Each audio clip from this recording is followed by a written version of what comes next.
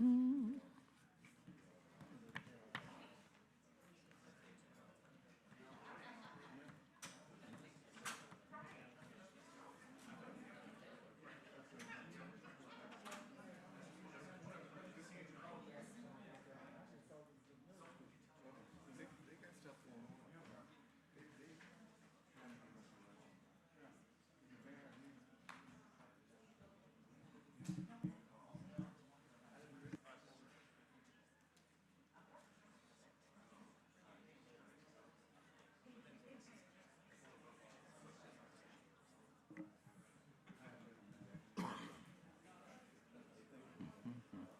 o'clock.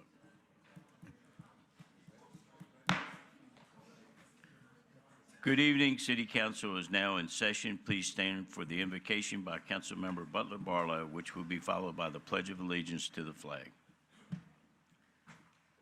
Let us pray.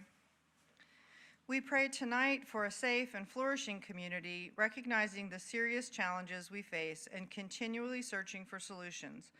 We pledge to work for a community where we honor and learn from our past, where our leaders make sound decisions for both today and the future, and where we listen to and learn from our citizens, where neighbors learn to work together and care for each other.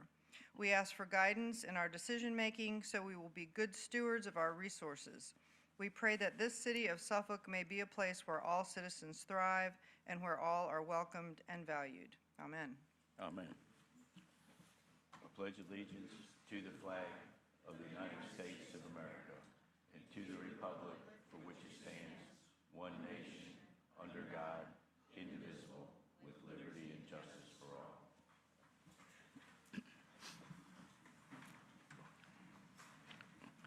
The Freedom of Information Act certification is required at this time. Madam Clerk, please present the resolution for consideration. A resolution certifying the closed meeting of May the 6th, 2026, pursuant to Virginia Code Section 2.2-3712 is presented to Council at this time.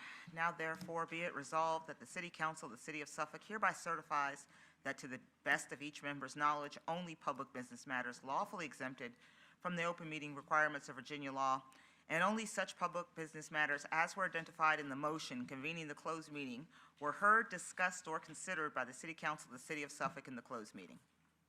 Council, motion has been presented for your consideration. Councilmember Williams. Move for approval. A motion for approval from Councilmember Williams. Councilmember Bennett. Second. Second from Councilmember Bennett. Is there any discussion of the motion? Hearing none, council members prepare to vote. Please cast your vote. Madam Clerk, kindly record the vote.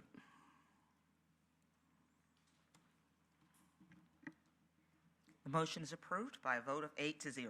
We'll now move to approval of the minutes from the January 21st, 2026 work session and regular session. The motion again would be in order.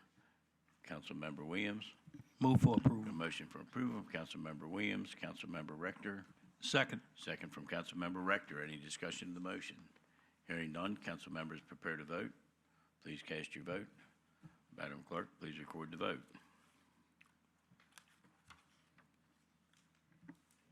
Motion is approved by a vote of 8-0.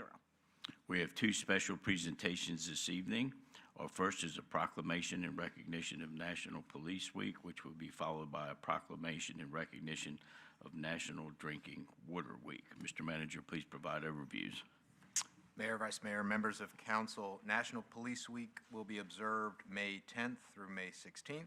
Accepting the proclamation this evening is Chief James Bowie and a healthy membership of the Suffolk Police Department. If you could all join the mayor at the podium.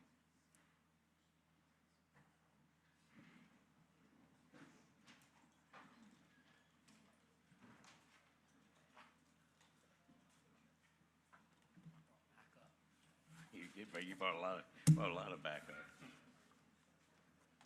No dogs. What's up with that? Madam Clerk, will you please, I'm sorry, Mr. Manager, we need an overview first, I believe, or did we do that already? Here we go. Madam Clerk, I'm behind time. Please present the proclamation. Whereas the United States Congress and the President declared May the 15th as Peace Officers Memorial Day and the week in which it falls as Police Week. And whereas the city of Suffolk joins the nation in honoring the memory of those officers who have made the ultimate sacrifice in service to their communities. And whereas the city of Suffolk would like to express its gratitude to the city's law enforcement officers for their contributions to Suffolk's quality of life. Now, therefore, I, Michael D. Duman, Mayor of the City of Suffolk, do hereby proclaim May 10th through May 16th, 2026, as National Police Officer Memorial Week, and call upon all residents to express their gratitude to our law enforcement officers for their efforts to make Suffolk a safe place to live.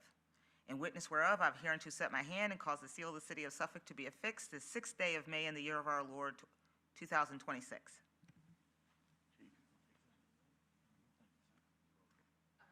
Oh, no, you got a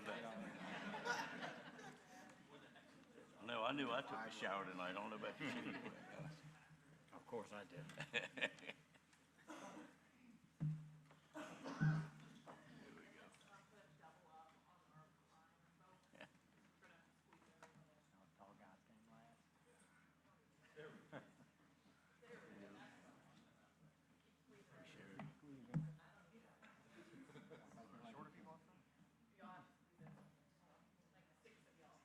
If you're under 5'5", go to the front. Casey. I'm in the right place, don't be. There you go. Now I feel like I'm at PIT.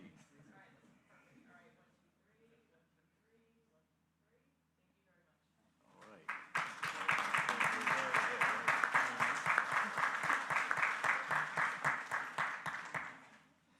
right. Thank you, Mr. Mayor, Vice Mayor, members of council, and city manager. Thank you so much for this proclamation. It means a whole lot to us. I want to thank our city council and city manager before I start anything for your continued support for everything that we do. Your past support and your continued support. We can't work without you, so greatly appreciate all of your support. On May 10th through the 16th, we'll honor and remember all law enforcement officers throughout the country who have made the ultimate sacrifice. I want the families to know that we not only honor and remember them once a year, but we remember them every day.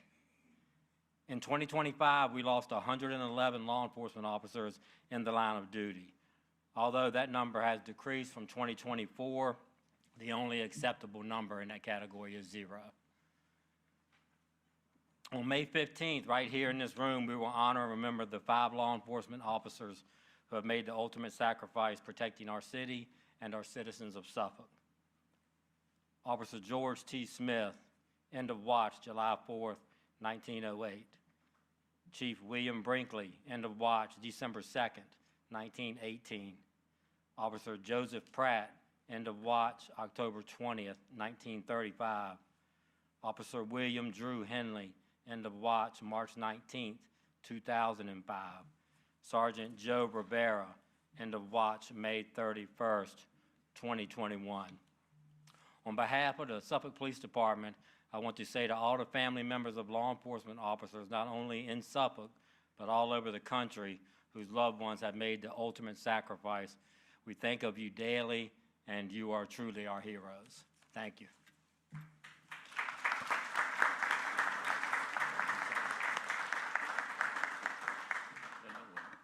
Mr. Manager?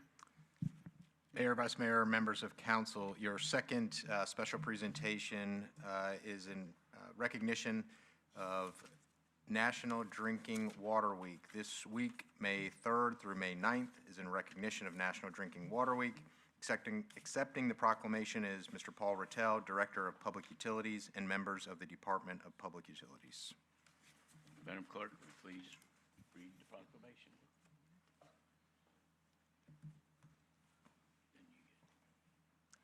Whereas water is our most valuable natural resource, and whereas drinking water serves as a vital role in daily life, serving as an essential component to health, hydration, and hygiene needs, and whereas clean and safe tap water is necessary for maintaining wellness, providing fire protection, supporting the economy, and enhancing our quality of life.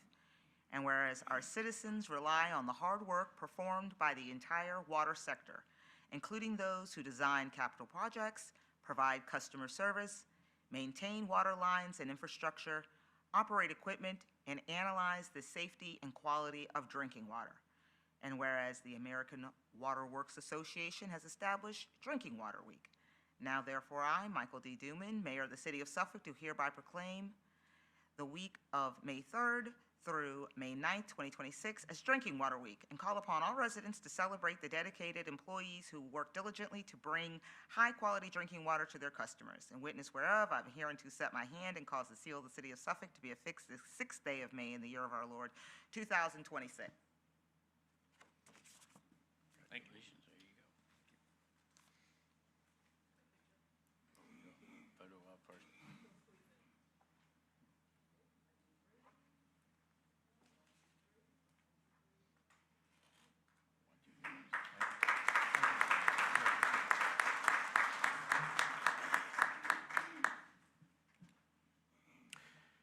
Good evening, Mayor, Vice Mayor, members of City Council, Mr. Manager. Department of Public Utilities greatly appreciates the support that's been given to this proclamation for Drinking Water Week. While the proclamation recognizes public utility departments and professionals across the country that assure safe drinking water is supplied to customers, tonight in particular, it shines a light on the work done 24/7 every day by the women and men of the City of Suffolk Department of Public Utilities. To deliver safe drinking water, our skilled staff operates within 5 different divisions, and tonight it's my privilege to work with them and to highlight each of these 5 divisions and what they do. The Water Production Division, led by Mr. Randy Brooks, who is up here sitting behind me, who truly is a treatment plant operations expert. This is likely the group that typically comes to mind when you think of the drinking water, our drinking water, because it's with that division when that single drop of water begins its journey through our water system. They operate the G. Robert House Water Treatment Plant in Chuckatuck, making sure it's in operation 24 hours a day, staffed 24 hours a day, meeting all federal and state regulations for drinking water treatment, operating the Water Quality Testing Laboratory run by Tina Greer, who is behind me, and also by Robin Whitley, who we'll talk about in a second, who runs thousands of tests of water quality through the year during all stages of the water treatment process, from the beginning to the end and ending while it's in the distribution system across the city. They also operate and maintain the booster pumping stations and the water storage tanks. You may have noticed we are in a new contract with a tank maintenance contractor. Over the last few weeks, we've repainted and cleaned several of our elevated water tanks.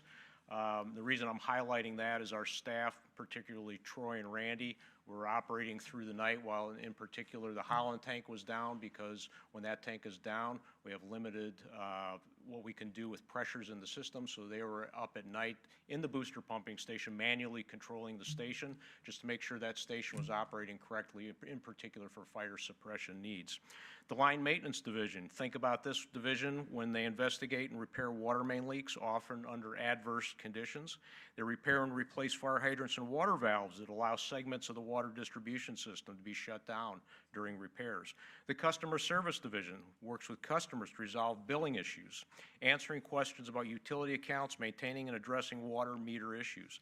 Our Engineering Division, maintaining the water system design standards that provide for a well-constructed and operating water transmission and distribution system, as well as the review of construction plans to check them against design standards and plan for water system in growth areas. And lastly, our Administration Division for the planning of capital improvement projects and the financial planning that goes along with that.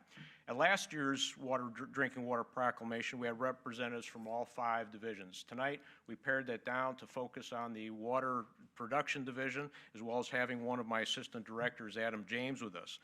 So we're going to focus a little bit on the next slides of one of the things that's exciting that's happening out at the water treatment plant that you've been hearing about through the budget and the CIP process. First, I want to start with Robin. Robin Whitley is truly the one that's behind National Drinking Water Week. She has a passion for this. She participates in many STEM events. She is a water quality analyst in our drinking water laboratory. She's shown there hard at work along with her colleague, Dustin, working in the laboratory. The other thing I want to highlight, and you've heard about this, as I mentioned before, through the budget process, we're currently in the planning stages, design stages to expand the G. Robert House Water Treatment Plant. What you see there on the right-hand side of this photograph is a pilot skid And what you see in those white tubes are different manufacturers' membranes, filtration membranes, that we're testing. Once we evaluate those, we'll be able to look at the performance, and the design consultant will be able to weave those into the design of the expanded plant. And on the left, of course, is Mr. Brooks operating that, showing off his water treatment expertise. Also want to show you a photo. If you haven't been out to the water treatment plant, I encourage you to give me a call. I'd be happy to run you out there, and Randy would, I'm going to throw Randy under the bus. Randy is the tour guide. He knows the place upside down, backwards, and forwards. On the left-hand side is EDR building, EDR, electrodialysis reversal building number 2. Those are the membranes on the left-hand side that pull fluoride, that actually extract fluoride out of our groundwater. And then on the right-hand side is a piece of our surface water treatment plant, and those are packaged plate settlers that treat the bulk raw water that's pumped in from the city of Norfolk. So there's some of the technical aspects we deal with, and then we wanted to highlight, but I want to close this out by talking about, it's really about the people that run this. It's not just about the equipment. This is a photograph that Robin supplied me with. Right in the middle of that is one of her colleagues, Jackie Watlington, who set up a joint session with the city of Portsmouth. You may recall that we buy bulk water, finished water from the city of Portsmouth. This was established by Jackie and also supported by Robin to sit down and have some good communications and share some beverages and some food with their colleagues at the city of Portsmouth to improve communications across the cities. Absolutely fantastic event, and I applaud them for taking the initiative to set that up. I had absolutely nothing to do with it, which makes me proud of my staff. So thank you very much for your support. Thank you, ma'am.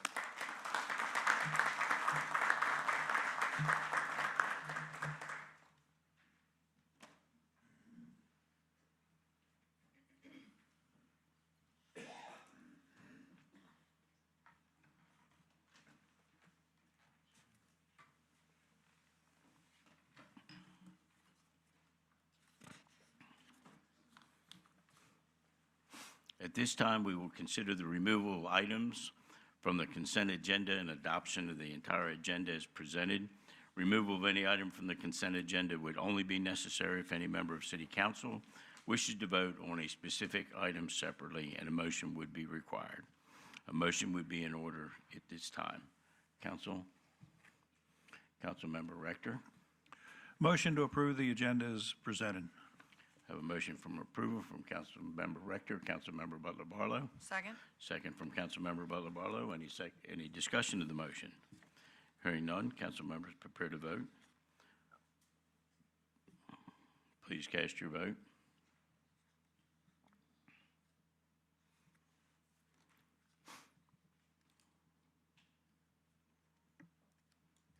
The motion is approved by a vote of 8-0.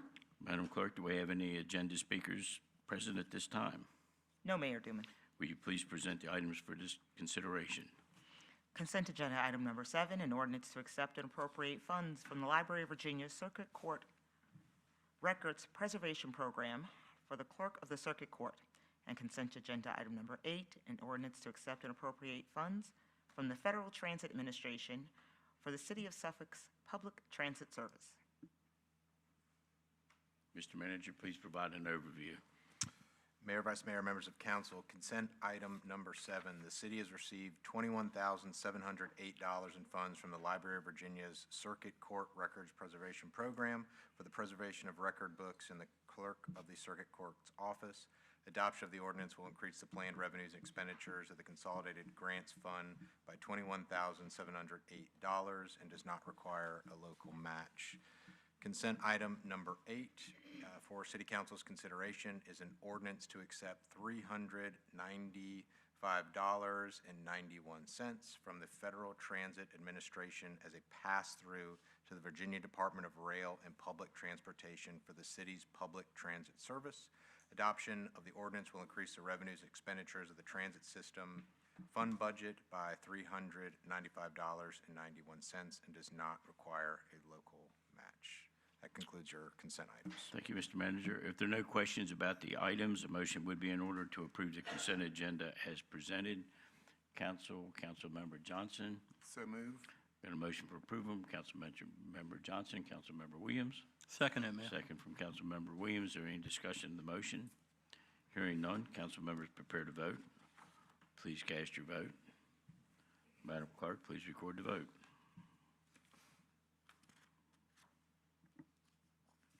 The motion is approved by a vote of 8-0. We'll now move to public hearings. Our first public hearing is a public hearing to receive public comment on the proposed fiscal year 2026-27 citywide effective real estate tax increase due to a reassessment of 2.69%. Mr. Manager, please provide an overview.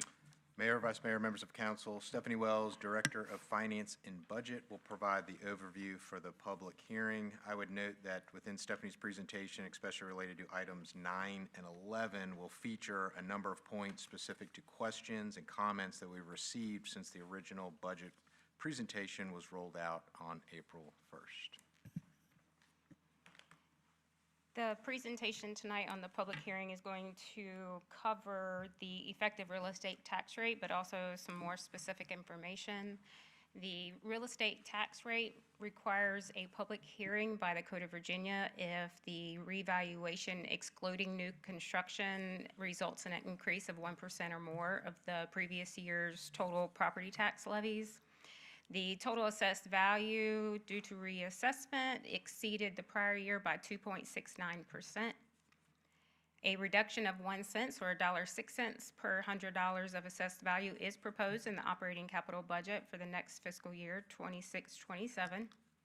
And after conducting the public hearing, City Council will consider adoption of the real estate tax rate during the adoption of the 27 operating and capital budget and related ordinances.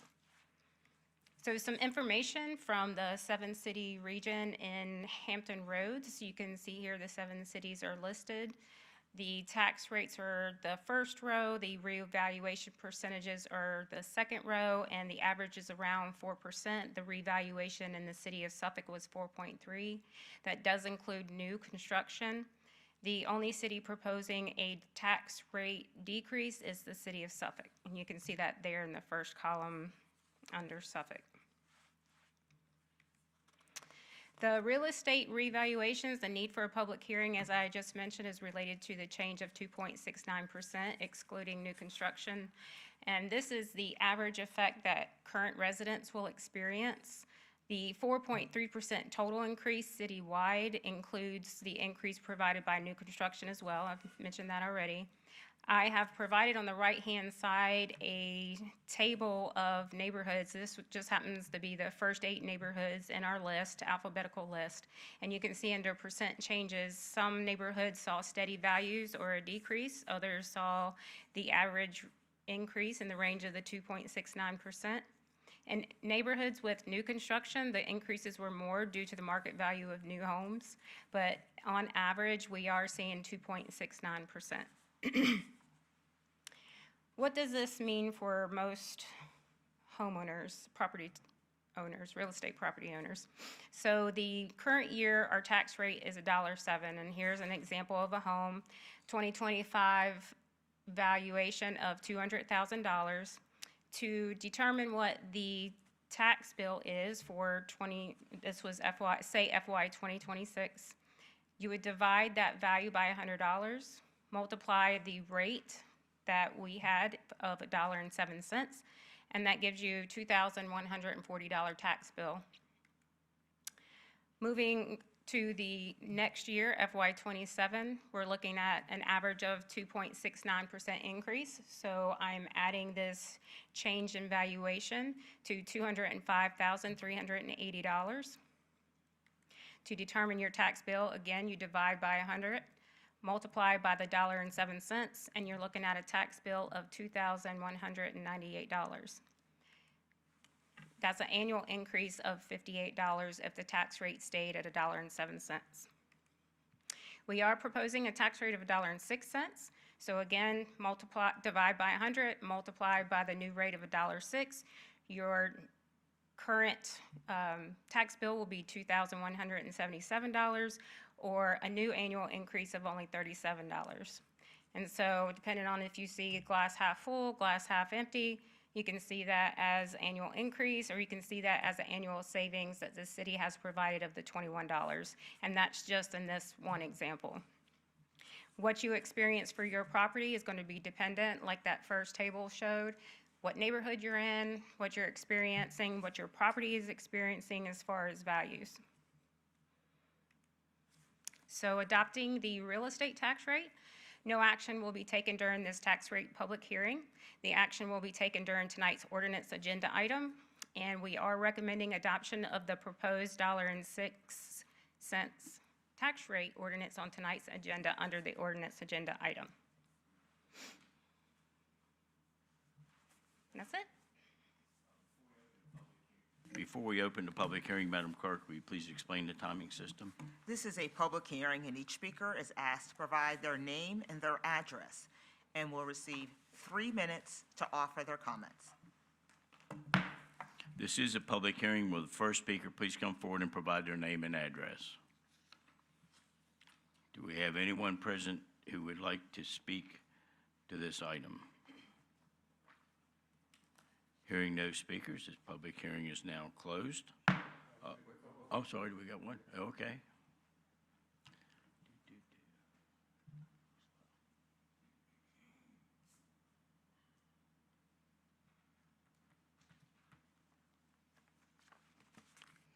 Good afternoon or good evening. My name's Judy Hawkins. I live at 8001 Stewart Drive, S-T-U-A-R-T Drive, Suffolk, Virginia. Kind of nervous coming to do this today to speak. I've never done this before. I did call to see if I could speak, and I don't know whoever answered the phone. I was very impressed with who answered the phone, and she treated me very well and eased my fears. I love the PowerPoint, Google Slides that you have for the information, but I'm going to speak for me, for my family. I became a widow in 2014. My whole entire life changed. I basically reinvented myself. Even though I have a master's degree, I teach for the Suffolk Public Schools. I teach first grade, and I've been with Suffolk for 10 years. My tax bill has gone up every year to the point now that my property for an annual tax rate is $5,300. Then I add $2,400 for insurance. So it puts me at about $8,500 a year for taxes and insurance. I see the increase. My salary has not increased to that. I've lived in my home for 38 years. I did call the office one time just to see what I could do to try to get my taxes down. And I was told that probably the best thing that I could do is sell my property. Right now, my property is valued at almost $600,000. And I was blessed to have that. But I speak for widows and widowers that your whole life changes when you lose an income in your family. I speak for single mothers, for one-income families, that it shows a $50 increase for a $200,000 house. Mine's not going to be a $50 increase. It's going to be way more than that.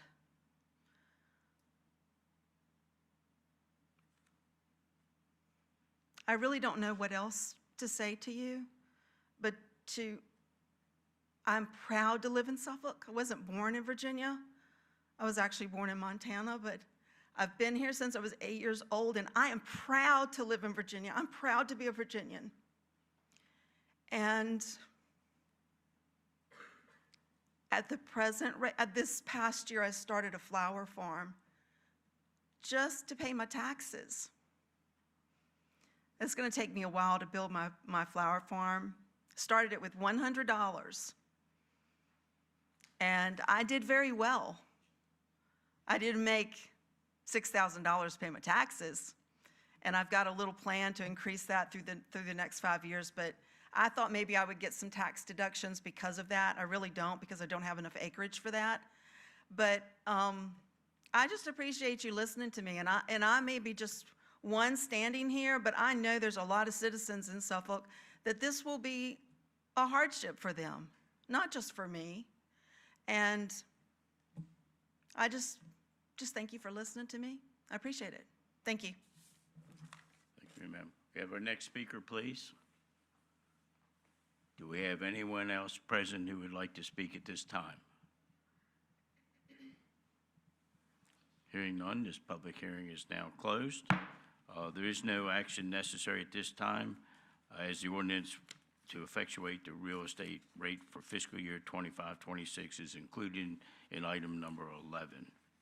We'll move to our next public hearing, which is a public hearing to receive public comment on the proposed fiscal year 26-27 tax decrease on mobile homes personal property. Mr. Manager, please provide an overview. Mayor, Vice Mayor, members of council, Stephanie Wells, Director of Finance and Budget, will provide the overview. Thank you. This public hearing is for the personal property tax rate. We did do a notice correction, so we had to have a hearing tonight. There was an error in the notice on mobile homes tax rate for the next fiscal year. You can see here that the error says that it was $1.09 per hundred. The correction is that mobile homes will be taxed at $1.06 per hundred. The only change to personal property tax rate is this 1 cent reduction for mobile homes to match the real estate tax rate, and the correction does not affect the operating budget. Okay, thank you. Madam Clerk, will you please explain the timing system? This is a public hearing, and each speaker is asked to provide their name and their address, and will receive 3 minutes to offer their comments.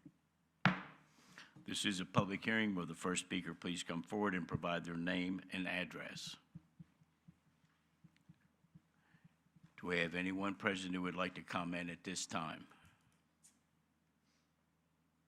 Once again, do we have anyone present who would like to comment? Hearing none, this public hearing is now closed. There is also no action necessary at this time because this will also be included in item number 11. We'll now move to ordinances.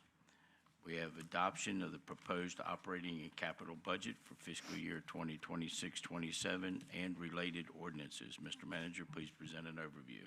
Mayor, Vice Mayor, members of council, Stephanie Wells, Director of Finance and Budget, will provide the overview. Stephanie's going to hit on a number of items, but I wanted to emphasize one thing specifically, or two things actually, related to schools. So the first thing, assuming that we move forward on the budget, is that we would ask for an amendment, or it would be my recommendation, we ask for amendment to the capital improvement plan related to schools. The approved CIP currently features $500,000 that was proposed to be used for the design of the Riverbend VDOT site. We would propose that $500,000 be moved to the major repairs and replacements line item in the CIP for the school system. So that amendment would need to be made with budget approval. The second item, we continue to await an approved budget from the General Assembly and the Commonwealth. As we've mentioned to you previously, it is our preference to wait for that approved budget and true up what the funding will be from the state of Virginia as it relates to the city's total contribution there. That would allow us to get that number right and then bring it back to the city council for a future amendment to the operating budget related to the school's request. Thank you. So this is the vote to adopt the FY 26-27 proposed operating capital budget and the related ordinances. I have a somewhat short presentation here just to reiterate what has already been said in the past couple of budget presentations. So the FY 27 proposed budget you see here in the yellow column, this is our total budget. This is all of our funds, and our total budget for FY 27 it is proposed at $954,808,770. The proposed budget highlights for our general fund, tax rate decrease and no other property tax increases, includes a few operational reductions. Our new positions were reduced from an average of 45 to 24 for FY27, and we are investing in public education. The school resource officers will now be at every school.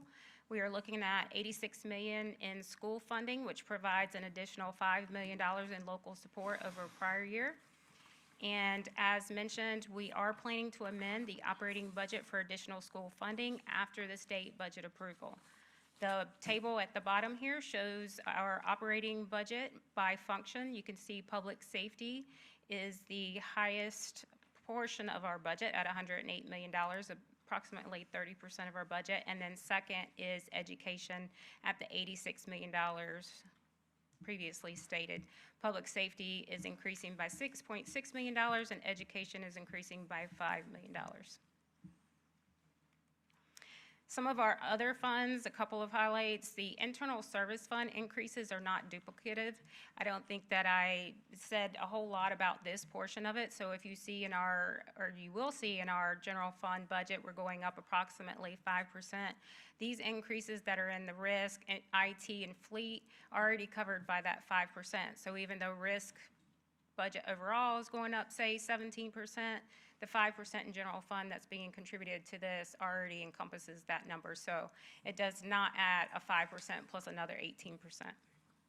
There's no increase in the refuse fee. The refuse and recycling SIPs of Sort program is being implemented. There's no increase in the stormwater fee. We are not issuing any debt for the next fiscal year for stormwater. And the public utilities rates, the programmed annual increase for the coming year is 5%. The debt will be issued possibly sometime in '27, but more likely in FY28. We're going to be using cash plan to allow, the cash that we're using is planned to allow a delay in debt issuance. Delaying that debt issuance, it reduces the current annual rate increase. So it could be 6% if we had had additional debt to take on. You would have seen say a 6% increase. Looking at our five-year real property tax revenue increase, we have over the last 5 years seen a 5-cent reduction in the real estate tax rate. The bottom left-hand corner, the revenue percent increase by type. There's single-family residential, multifamily residential. You can see is that the orange that had the largest increase, commercial and industrial, and then agriculture. On the right-hand side, the percent of value growth, you can see that the commercial and industrial has had a significant value growth since 2022. And then the other largest would be the multifamily. So we are seeing some relief from that commercial and industrial value growth. We are also seeing the lowest budget increase in the last 5 years. You can see on the left-hand side our operating budget in blue. It has continued to go up the last 5 years. Our increases in the orange have fluctuated somewhat, and on the right-hand side, you can see our increase by fiscal year for the last 5 years and the percent of increases. And you can see at the bottom, FY27, 5% is the lowest increase over the last 5 years. Revaluations, I provided this slide already in the earlier presentation, so I won't go through that again. Capital projects, the programmed use of our surplus reserves. We have had some comments and questions about our cash reserves. We have approximately $78 million in capital reserve in the general fund. And you can see just for our programmed use of surplus there in the red box is $119 million over the 5 years. $76 million, $78 million is not going to pay for that. So the difference is coming from general fund PAYGO, but you can imagine if we didn't have that $70+ million to assist with this, how much our tax rate would have to go up over the next 5 years to pay for these capital projects. This part of the capital projects, the school administration office has also not come to fruition, so we are asking for council direction to move this SAO school administration office funding to school capital maintenance. So if that is the desire of council, you could just let us know during the vote on the budget. And this is the calendar, and we are at May 6th, and so we have had our public hearing tonight on the effective rate increase due to reassessment. We've had the public hearing on the personal property tax rate, and we are now at budget adoption. Any questions? Council, we have an ordinance that's been presented for your consideration. What is your pleasure?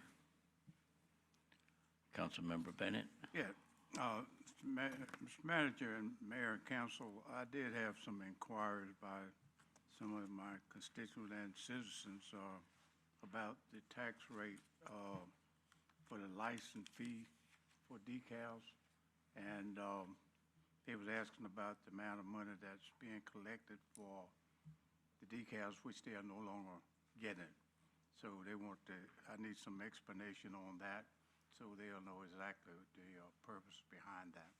Sure, so the decal doesn't exist anymore, however, the fee attached to it does. And so we currently collect about $2.9 million in revenue for that. And that's goes into our general fund, which fuels and pays for the budget.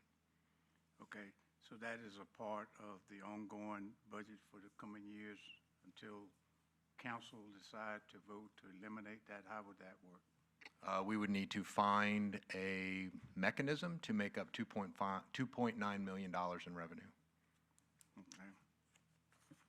And my last question is, with the tax rate, I had a lot of comment, and I don't know why a lot of people don't come up here and they come to me, I can't say other council members, about the tax rate. And they were saying the 1 cent is not near enough with the assessments going up the amount that they are going up. So that was another question that has been proposed to me. So a cent on the tax rate is about $1.7 million. And so similar answer I'd provide is that it would need to be made up in another means or cut from the budget. So we would have to actually do some elimination of correction in some line items in the budget in order to fill those gaps. Yes, sir. Okay, thank you. Okay, council, we got an ordinance presented for consideration. We still don't have a motion. Is there any more discussion?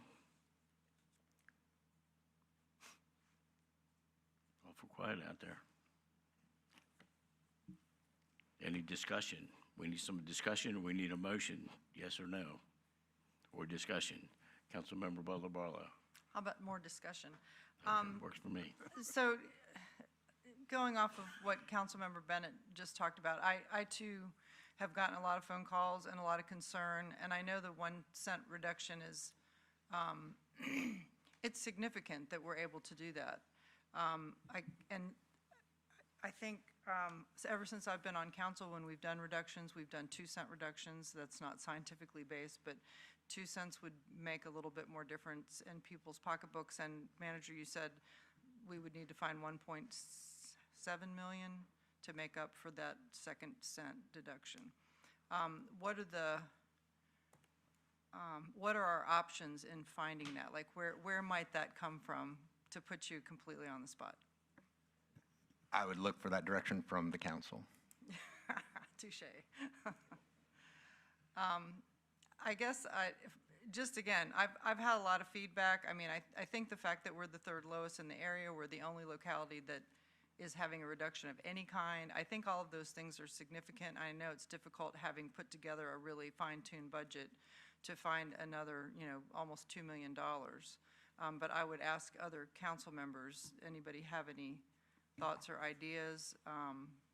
And again, the math on a $200,000 house, which I don't know that we have any $200,000 houses, but a $50 reduction or a $30 reduction, is not a lot, but it just would feel better to do a little bit more of a reduction. So anyway, I'm asking, I don't know the answer. I'm asking for other discussion from other council members. Thank you, Mayor.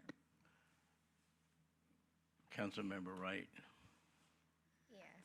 So I also received multiple calls regarding the tax rate. And I think that it's important that we take a look at the difference between the assessed value and the market value, because to me, that's important, and what's driving both of those things. And so I had the opportunity to speak with a constituent, and we kind of walked through that. We walked through what drives the assessed value, what drives the market value. Some of the things are out of our control. Now, what is in our control is what we do with the tax rate. And so I'll use my home as a perfect example. My increase went up significantly. And in order to not increase my taxes, the tax rate would have to be reduced 4 cents to get me there. But when I look at if I were to sell my house today, the market value, I am not being taxed at that market value. I'm being taxed at the assessed value. And both of those values are not necessarily influenced by solely us. We influence the tax rate, but the market determines the market rate. So I think that it's important to recognize that. Now, when we look at that and we look at the difference in what the taxes would be at 107 and 106, yes, the tax rate still, our taxes will still go up. At the same time, the city is mitigating some of that by taking off some of the brunt of it. It's not a significant amount, but it is an amount that I think should be recognized. I also think it's very important that, and one, I want to thank Ms. Hawkins for coming. I'm sorry for your loss, and I do appreciate you stepping forward to speak. Another thing I want to recognize, though, is that we have a lot of things we have to get done. People want to compare Suffolk to Virginia Beach. We're not Virginia Beach. We don't have the different tourism tax revenue that Virginia Beach has, and we actually, most people don't want to see the growth that Virginia Beach has. So I don't think that that's a fair assessment.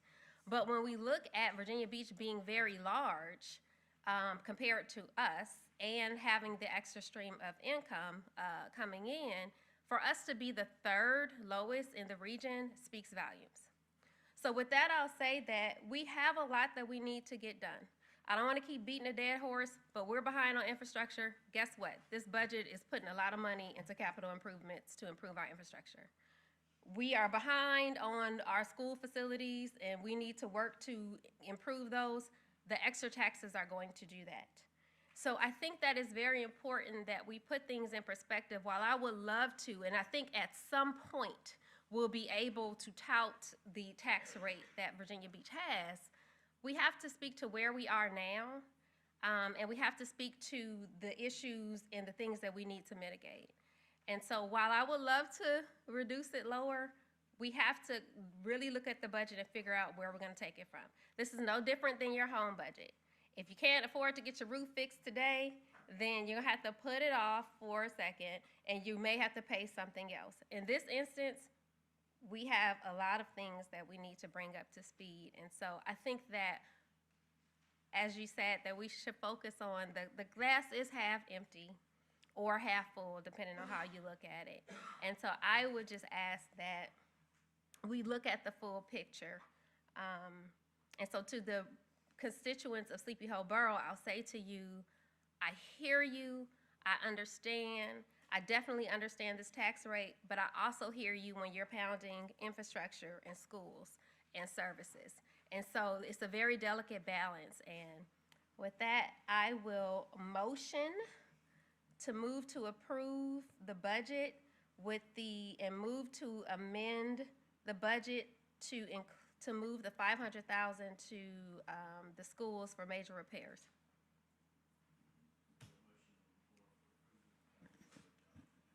Councilmember Johnson. I didn't really push my button to second that, but I might in a minute. Okay. What I'd like to do first is tell Ms. Hawkins, thank you. Thank you for coming. Thank you for talking about all the people that have been talking to us for the last 2 or 3 weeks, because everybody's saying the same thing. We understand. I understand. I mean, where we're heading. I hope at some point in the future, and we're not prepared to do this right now, that we look at assessments. And we look at assessments in such a way that you reach a point in life where your assessments shouldn't keep going up. When you've got an 80-year-old living in a home that's been assessed, started at $120,000, and today it's $800,000, it's tough. And there are areas of the country that make allow people to do the things to help reduce that.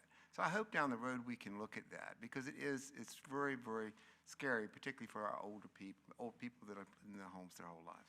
That's not where I'm going with this, though. Where I'm going with this is, I asked for 4 cents in the beginning. I asked for 2 cents after that.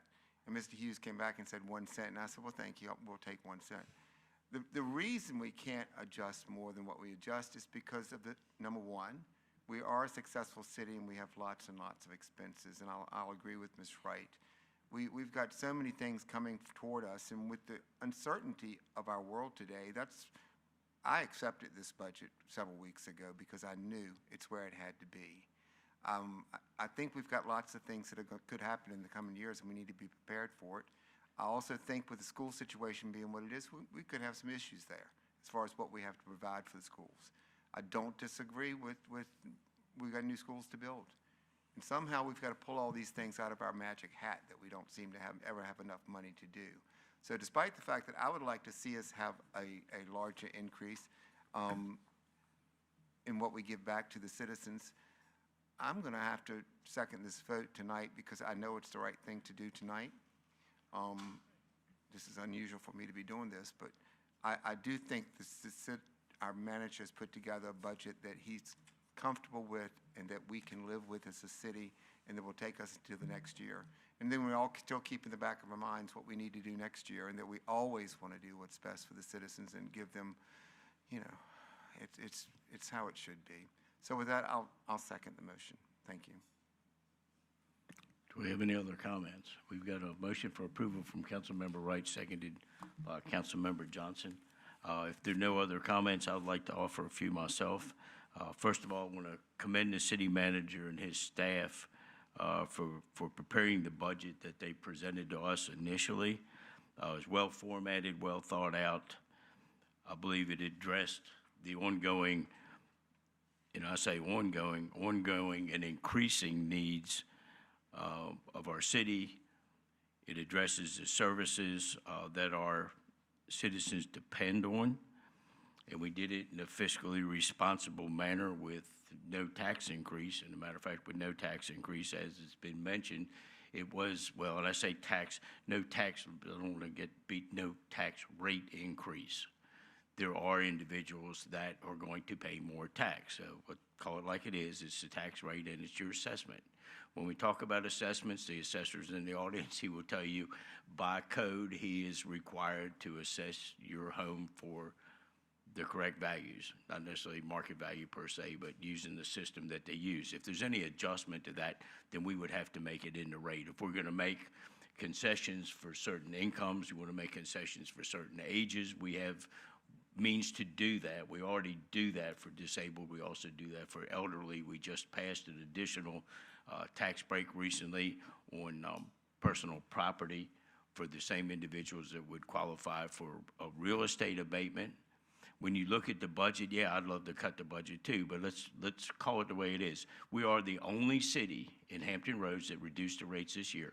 We are the only city that has reduced or provided for relief 4 out of the last 5 years. We're the only city in Hampton Roads that has basically created a trend of reducing the tax rate. The only city in Hampton Roads. Nobody else is close. Virginia Beach has a low rate, and council member brought that to our, and now getting all off track here. Virginia Beach can raise their meals tax and raise a lot of money, but if you look at the numbers, Virginia Beach's real estate assessments went up more than anyone else in Hampton Roads. A house that's $400 grand in Suffolk, the same type of house is $500 grand in Virginia Beach. So the rate's lower, but the home value is higher. Or we already have the third lowest rate in Hampton Roads. When we look at the budget, okay, it's only $1.7 million. All you have to do is look at the budget and decide what you're going to take it from. One of the initiatives that the manager came up with, and it was his idea, wasn't mine, I don't think there's anybody else on council, We did more than a COLA adjustment. He did an extra 1% increase in pay for our employees in anticipation of what the results are going to be when the new compensation and classification and compensation study comes back, assuming that it's going to suggest higher pay requirements. So in kind of preparation for that, he added an extra 1%. So we can give everybody a COLA and take away 1%, and then you can reduce the taxes some more. But I don't think that's the thing to do. You know, it kind of caught me off guard when he came up with the idea, but after thinking about it, it's a pretty good idea. It gives our employees an additional 1% on top of what would have been a 3% COLA, and it also prepares us for the upcoming results from the compensation study. So all in all, I know nobody likes to see any taxes go up. But the reality of it is when you look at everything that we're doing, when you look at the schools, I mean, these schools just came up and wanted, in the last 3 weeks, wanted another $7 million for maintenance. $7 million means that your taxes are going up 6% or 5%, or 5.4, about 4 cents to make up $7 million. That's just one little thing. So we're doing what we need to do, and I think we're being very responsive and very aware that nobody wants their taxes to go up. I know I don't want mine to go up, but they do. Can we make some allowances? Maybe so, but the time to address some of these things, rather than the 11th hour, we've had plenty of time to look at the budget, lots and lots of time to look at the budget. If someone wants to suggest where the money's coming from, what do we want to cut back? You know, we talked about surpluses, and there's lots of numbers being thrown around, and we're sitting on millions and billions of dollars. You got to understand that our total budget is almost $1 billion a year when you throw everything in there, operating budget and capital fund. It's almost $1 billion. It's about $2.5 million a year. So we have to have ample reserves to that's what the rating agencies are looking for when they do the bond rating. They want to see reserves. 20% unrestricted reserve. We've maxed that out. We capped that out 4 or 5 years ago. We don't put anything else in that unrestricted reserve. The only reason that dollar amount goes up is because it's based on our budget, and our budget goes up every year. Now, we're fortunate. The reason we're fortunate is because we can continue to provide the services we're buying and providing, and we're also moving forward with a lot of these school initiatives. You look where the money's being spent. You know, we're doing a lot of quality life stuff, a lot of parks and rec improvements, a lot of school improvements, finishing up JFK Middle School. You know, we got a addition going on Northern Shores. We just moved up Nesman River High School.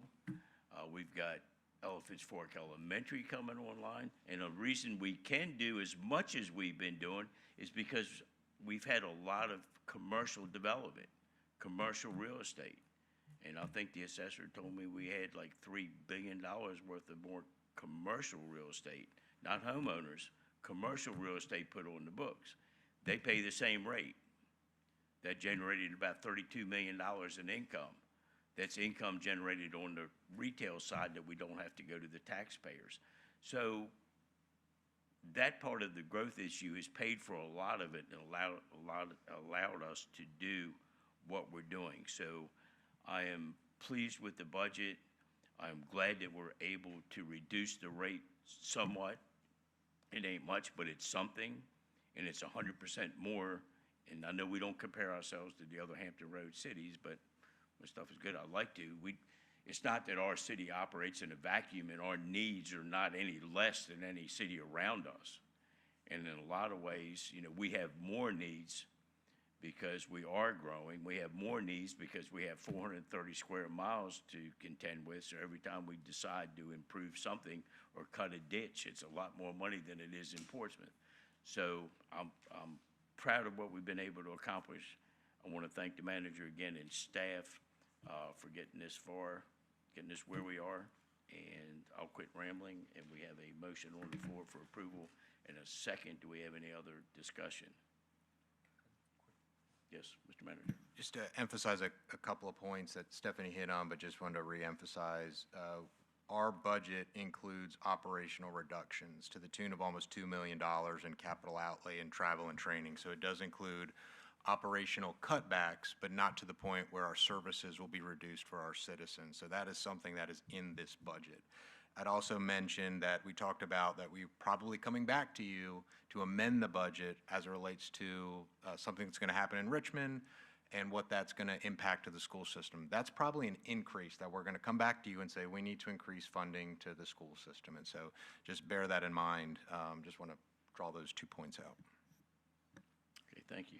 We got a motion on the floor for approval. Do we have any other comments? Hearing none, council members prepare to vote. Please cast your vote. Madam Clerk, please record the vote.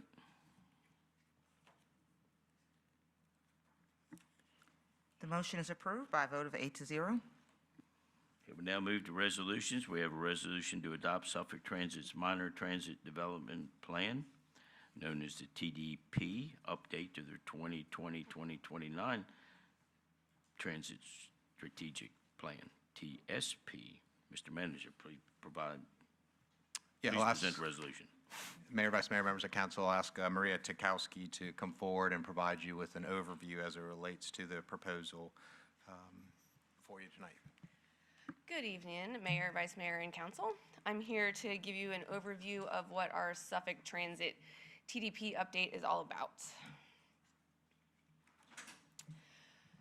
So just real quickly, this is the kind of what we're going to go through here. What is a TDP, our existing system, proposed recommendations, and then a request summary. So what is a TDP? So the Virginia Department of Rail and Public Transportation, known as DRPT, requires that any public transit operator receiving state funds submits a transit development plan. They must be adopted by the operator's governing body, and they're completed every 10 years with a requirement to provide a minor update after 5 years. What's included in this? It serves as a management and policy document. It identifies needs, goals, and recommended improvements, provides up-to-date record of capital and operating budgets, and also provides a basis for inclusion in the state transportation plans and programs. This next slide here, this is the current existing system that Suffolk Transit operates. That barrier that is around all of those nice colors on that map are the paratransit boundaries that exist within 3/4 of a mile of all of our fixed routes. On this side, you'll see the proposed system. As some of you may know, we just started 2 brand new transit routes on Monday called the Peanut Express, which provides transportation from Suffolk to the town of Windsor, and then the Seaport Express, which provides service from Suffolk to Portsmouth at the Victory Crossing HRT hub, as well as TCC. And in this proposed system, you'll actually see that those 2 brand new routes are already on this, so we've already made a little bit of progress into trying to get ourselves into what we're thinking will be a really great system for the city of Suffolk. Some of these proposed recommendations is to realign some of the routes just to improve performance. Sometimes that means doing a slight change to a route if we've got new development that's come around and it's close enough to the bus route. We can change something very simply so we can provide more service. Increasing some frequency and span of service on some routes. This is ideal, especially if you're trying to capture what we call choice riders, those individuals that choose to park their cars and get on a bus. That increased frequency is more attractive to those choice riders. We are looking to expand some commuter service to other places that will help support Suffolk's growing job centers. And then to introduce some on-demand zones in some lower density communities that we can use those on-demand zones to connect to Suffolk Transit's current network. One of the things that we are doing in regards to the on-demand transit zones is in FY27, we are going to be conducting a feasibility study to look at creating on-demand in the boroughs of Holland, Chuckatuck, and Whaleville. We do know that these are areas that are far enough away from downtown Suffolk where transportation can be a barrier and it can be a challenge to get to some of the services. So we are looking at how we can potentially create a system that will help individuals in those areas.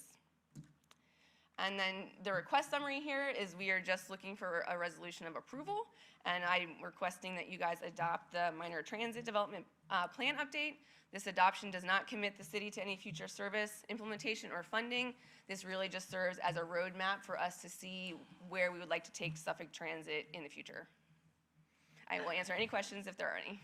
Okay, thank you. Council, any questions, comments? If not, looks like you're off the hook. All right, thank you. Council, a resolution has been presented for your consideration, and a motion would be in order. Councilmember Williams. Move for approval. Got a motion for approval from Councilmember Williams. Councilmember Wright. Second. Second from Councilmember Wright. Is there any discussion of the motion? Hearing none, council members prepare to vote. Please cast your vote. Madam Clerk, please record the vote.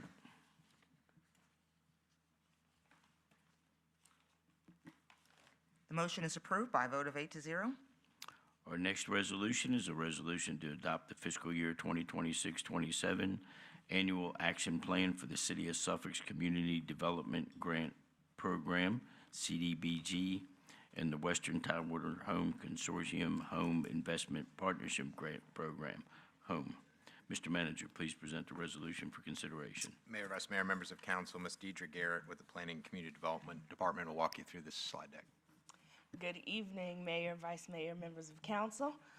We are going to go through this pretty quickly because I've been before you for the fourth time, I think now.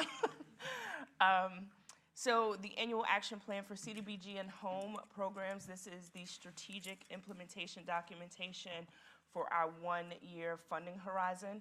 CDBG is specific to community development, and home investment partnership is specific to our homeowner occupied rehab programs and our down payment and closing cost assistance programs. CDBG is specific to the city of Suffolk, and home is administered on behalf of the Western Tidewater Home Consortium, which consists of Suffolk, Isle of Wight, Southampton, and Franklin. The proposed allocation for CDBG is $515,935, and our proposed home is $389,723.63. So for CDBG, the two largest items we are going to invest in for fiscal year 26-27 will be the homeowner occupied rehabilitation program and our Hill Point Trace affordable housing project, and then those 5 public service entities that we support. For home, our community housing development organization, Habitat for Humanities, gets a 15% mandate out of that allocation, and then we split the rest of that equally amongst the consortium members. So today we are here to adopt the budget, and then I will submit the plan to HUD by June 15th. If you have any questions, I'll be here to answer them. Council, any questions or comments? Thank you very much. Council, a resolution has been presented for your consideration, and a motion would be in order. Councilmember Bennett. Move for approval. A motion for approval. Councilmember Bennett. Councilmember Richter. Second that motion. Second from Councilmember Richter. Is there any discussion of the motion? Hearing none, council members prepare to vote. Please cast your vote. Madam Clerk, please record the vote.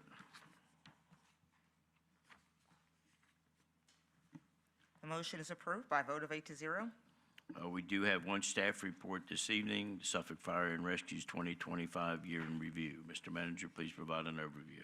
Mayor, Vice Mayor, members of council, at your place is the 2025 Fire and Rescue Annual Report. Fire Chief Michael Baraki will present the 2025 year in review and the highlights of that report. Thanks, Chief. Thank you, Mr. Hughes. Mayor, Vice Mayor, members of council, it's my honor to be standing in front of you to provide you with our 2025 year in review. Before I start, I want to say to Director Rattel and Chief Bowie, congratulations on your proclamations this evening, for your staff and everything you do. Everything in the city is intertwined in multiple areas. We can't do our job without water. We can't do our job without police. We can't do our job without finance, HR, you know that. And so thank you all. And certainly those proclamations are important to the city and to us. Thank you. Well, on behalf of the 336 firefighters, paramedics, officers, administrative professionals, it's my honor to be standing in front of you as a fire chief to give you a year in review. Now, this is for the calendar year. And the calendar year included your annual report, which I believe was provided at the dais tonight for everybody. So when we look at that, we're in May right now, so we're about 5 months into 2026. So these numbers, just for clarification, that will be seen on the monitors and into your books will be for 2025. The fire department is internationally accredited. We're one of 334 departments internationally that meet the strenuous self-assessment and quality improvement to show that we're an accredited agency. To do that, we have a 5-year accreditation cycle. We're next up in 2028. So we have our push for accreditation starting in 2027 to try to demonstrate that we maintain not only the response standards, that we are looking at not only how we train, equip, how we provide services, but also what is our vision. And our vision a lot of times is tied to the budget because a lot of times vision in city government is related to how we fund or how we plan our future. So this budget, again, is not only provides finance and obligations for us to do work, but it also has a nice planning document as well. In Hampton Roads, Suffolk Fire Department is one of 4. So you have Hampton, Navy Region, Mid-Atlantic, Virginia Beach, and Newport News that are internationally accredited in Hampton Roads. And for that, I'm quite honored to demonstrate or to show that to council. A little bit in year in review. Call for services are up 12%. With that, we'll get a little more granular in a couple more slides, but we have a 12% increase. Our unit responses, the best way to describe that to council and certainly to our citizens are, an incident is a call for 911. A building fire call will have multiple units responding, 3 engines, a ladder company, a rescue company, et cetera. A crash sometimes will have, most of the times, we'll have an engine and a medic and a supervisor vehicle. So that's the discrepancy or the difference, really, the difference between an incident and a unit response. You see the difference there of being more units that respond versus the number of incidents. Some of our successes in 2025. The new Rescue 1 company, which is right down here on Market Street, went into service. Tanker 7 out in Holland, which has been well used in the last 3.5, 4 weeks. New Tanker 7 is placed in Holland.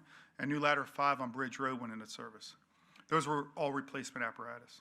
Fire Station 4, we hope to see, it was adopted in budget tonight, thank you, but our plans are now at 30%. I believe on Friday's pre-submittal agenda, Gary, congratulations to you. That's on the docket then. So we're moving forward with Station 4. Our burn building and training tower is getting close to completion. That was a success in 2025. The stoplight at Fire Station 10 went into service. That took about 3 years. Some land acquisitions for right-of-way and all that, but we now have a stoplight that's protecting our driver fire station and the citizens that travel. Our FEMA Virginia Task Force 2 had a deployment in 2025 to Tennessee. Ventilators, we're the first department in Hampton Roads to put ventilators, very similar to the ventilators you'll see in the hospitals, ICUs, and emergency rooms, are on our medic units, our ambulances. First in Hampton Roads to do that. Very, very proud of our Marcus Alert, our Mark 1 vehicle, providing the mandate for our Marcus in partnership with police of Western Tidewater, CSB. We're very proud of that program. And again, that success is not only here in the city, but we're seeing that success in Hampton Roads as being a foundational program that other people are trying to emulate. We graduated our Hampton Roads Recruit Fire Academy class 70 and 71, 32 firefighters were graduated in 2025. Fire Station 11 was opened, we physically opened the doors in July, and we had our grand opening on 9/11, And so that went into service, and thank you so much to council. We now enjoy an engine, a ladder, a rescue, a medic, and a supervisor vehicle out of that station. And to get a little more granular, as I said we would, 22,400 incidents. With that, 54,000 unit responses, and our average response time is 6 minutes and 14 seconds. We, for accreditation, break that down into the urban environment, suburban, and to the rural environment, because obviously we cannot provide the same services to our rural citizens as we can in our urban citizens, to our urban citizens. But average time from the time that our 911 center picks it up until you see a fire truck or an ambulance at your front door is 6 minutes. Part of accreditation is striving to be better. So I hope next year when I stand up here, we can reduce that. And the year after that, we're going to reduce that, because that's what makes us as a fire rescue department and you as council and city leadership better for our citizens, is finding ways to shave that number down. One thing that we're doing, Chief Bowie, myself, IT,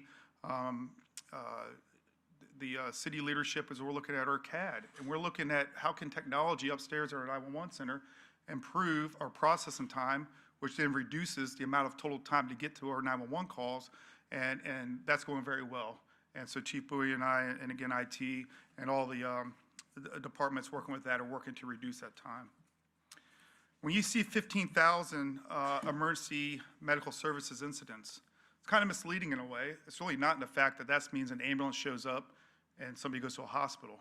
But what's not embedded in that is how many of those EMS incidents are related to a fire, to a crash, to a technical rescue. So although we say 15,606 times an ambulance showed up, that doesn't show what showed up with that. So again, EMS, as part of our mission, is to provide the best pre-hospital emergency medical services. We provide critical care, our medicine, our ventilators, our IV pumps, our ambulances are all the highest of levels, and your skilled paramedics provide those services. Service calls could be a fire alarm activation, could be water leak, it could be smoke in the area that are now entering somebody's HVAC that gets a 911 call. An alarm activation, that's pretty self-explanatory there. Usually those are residential alarms. Many times, they're not nuisance alarms. Many times they activate because citizens are cooking or because the microwave has an issue and the alarm activates. We go out there and mitigate the problem before such time as an active fire produces. A motor vehicle crash is at 1369, or times for which a patient wasn't involved. Could be a fuel spill related to it. It could be airbag deployment and no patient was transported, so 1369. Working fires, we define those by a smoke or fire showing upon arrival. So those are times for which, people either lose property or lose a vehicle, lose their home, lose their business. So we always say we have about one working fire a day in the city. And extrications are times in which people are removed from their vehicle through some kind of mechanical, usually what we call hydraulic tools to remove them out of there. By station, what's really important about this slide is that between Station 1 here downtown, Station 3 down the street, White Marsh, Station 5 on Bridge, and Station 6 over on Godwin, our public safety center, Station 6, those are 75% of our runs. So we're a busy fire department, but then you get look how busy are we when you look at our locations. Station 11 is only 3.7% of the calls there because we're only looking at a small data set for 2025. When I reproduce this slide in 2026 or next year, that data set will get a little bit different because Station 11 will be open for a full year with a full amount of data. Total incidents by category, again, EMS, again, that drives any fire rescue department anywhere in the country. But if you look to the right, we've had an increase in the amount of runs that we've had. For example, 9% on our EMS calls, 22% on hazardous condition. So we're increasing on our runs. You're asking when do we do most of our work? It's pretty steady, about 1,900 calls per month, 2,000 calls in July. Again, the summer season and all. You see a little bit of a gap when it's nice weather. We're a weather-based response agency, so we go down to about 1,700 runs during the nice fall weather and the nice spring weather, but you see that increase in the cold and the increase during the summer. So about 1,900 runs a month is what we're doing. By year, you can see the increases. 2014 all the way to 2025, about 1,000 runs has increased by there. And then our unit responses, interested by this, it's about the same level of increase as compared to our total incidents. So we're responding the right resources to the right calls. We're not oversending or undersending resources to our incidents.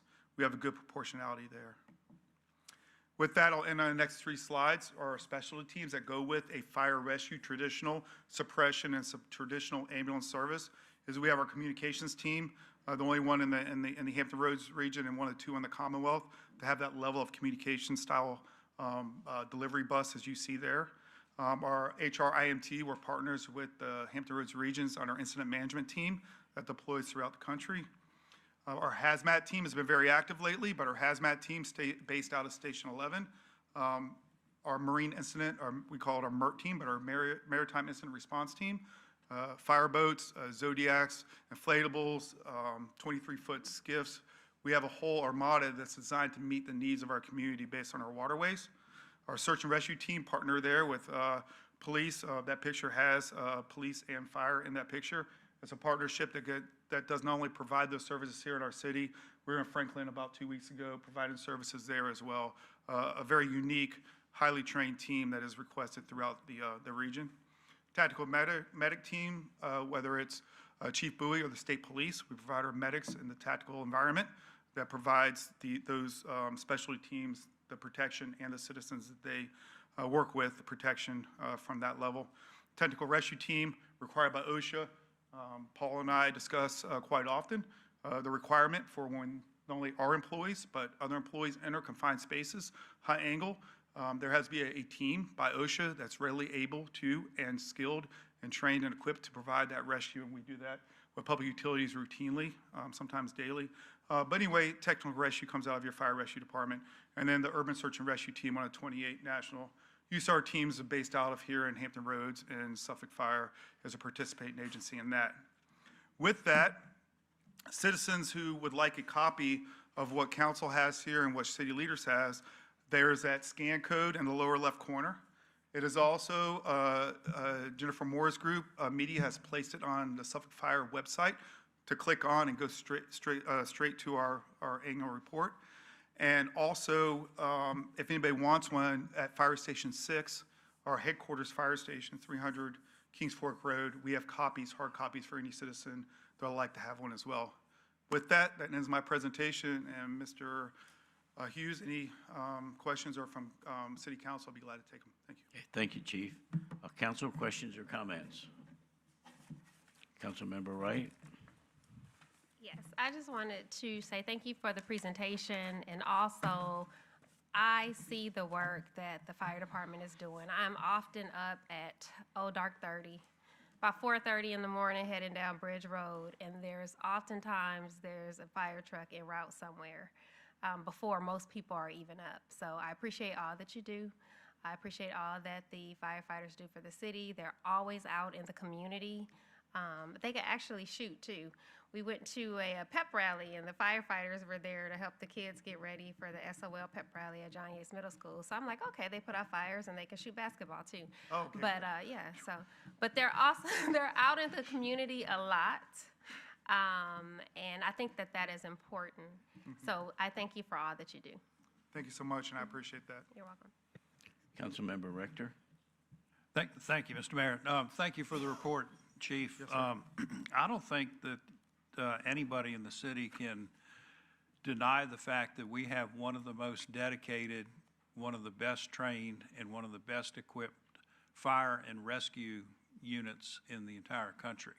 I live in the downtown borough, and so your station number 1 is a very, to say it's busy is to say the least.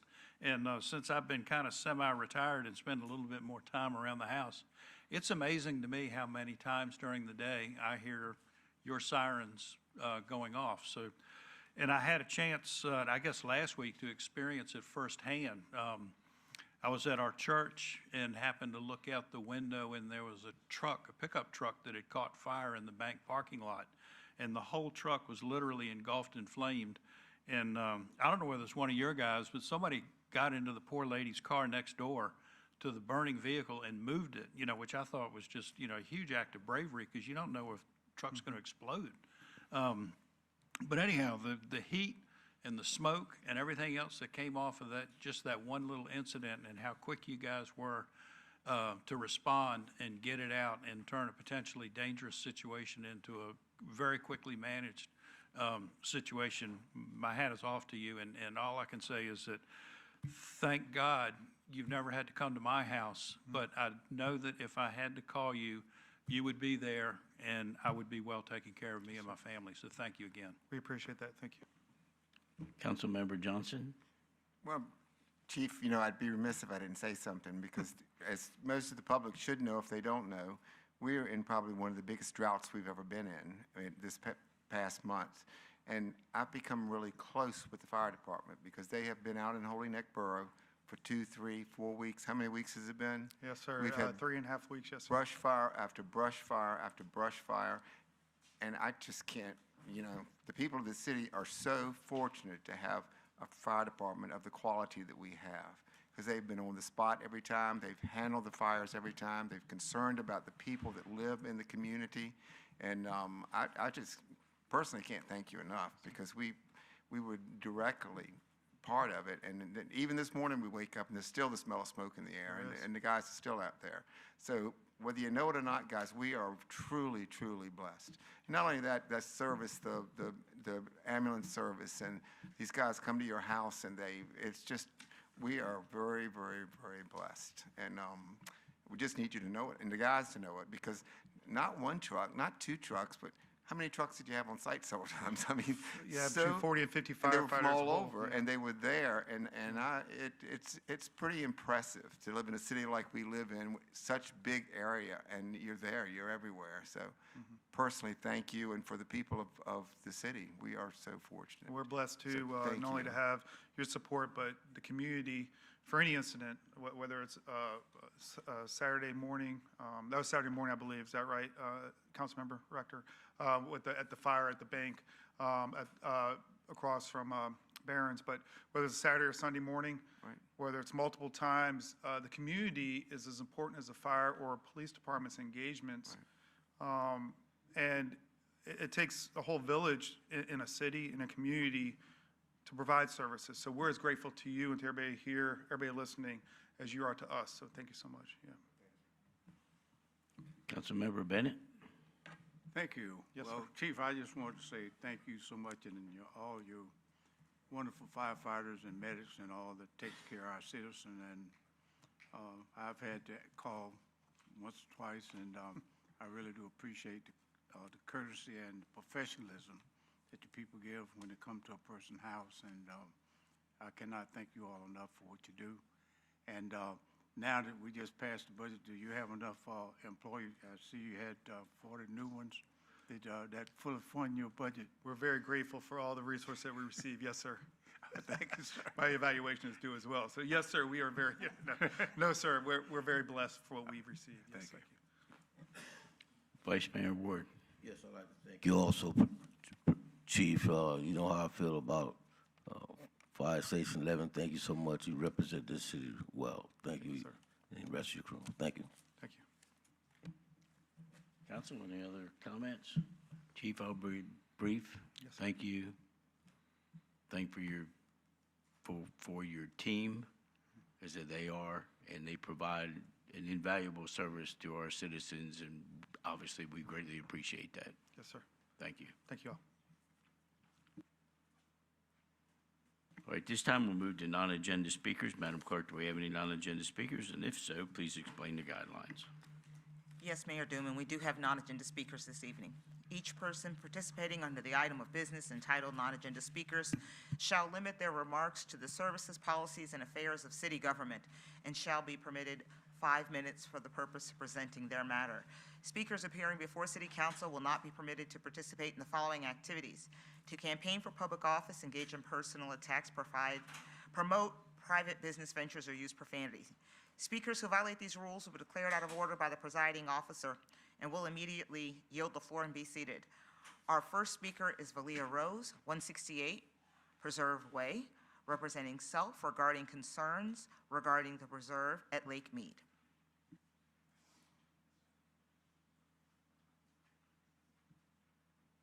Good evening. My name is Valia Rose, 168 Preserve Way. Today marks the 7th time that I've come before this City Council to share concerns regarding the development of the preserve at Lake Mead. The first time I spoke before you was May 15th, 2024. At that first meeting, I questioned whether the city's growth exceeded its capacity to ensure that projects were completed in accordance with approved plans and in compliance with city ordinances. 2 years later, I still have those concerns. Today, we are 2 weeks away from electing a homeowner-controlled board within the preserve at Lake Mead. I come here today with some of my neighbors, but my specific concern and role in our conversation today is to kind of think about this at the macro level, macro Suffolk level, not just the preserve at Lake Mead. Because development, we know, is a continued concern for residents here. And I'm part of that growth and development here in the city. We only moved here to Suffolk in 22, so 4 years ago. So I can't be mad at the development because that's why I'm here.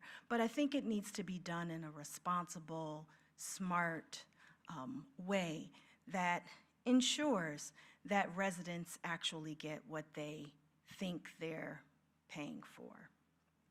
So just some lessons that we've learned. I have to go back to the conditional use permit, the CUP. So our community was developed, as you all know, the city has an obligation to provide park and recreation for its residents.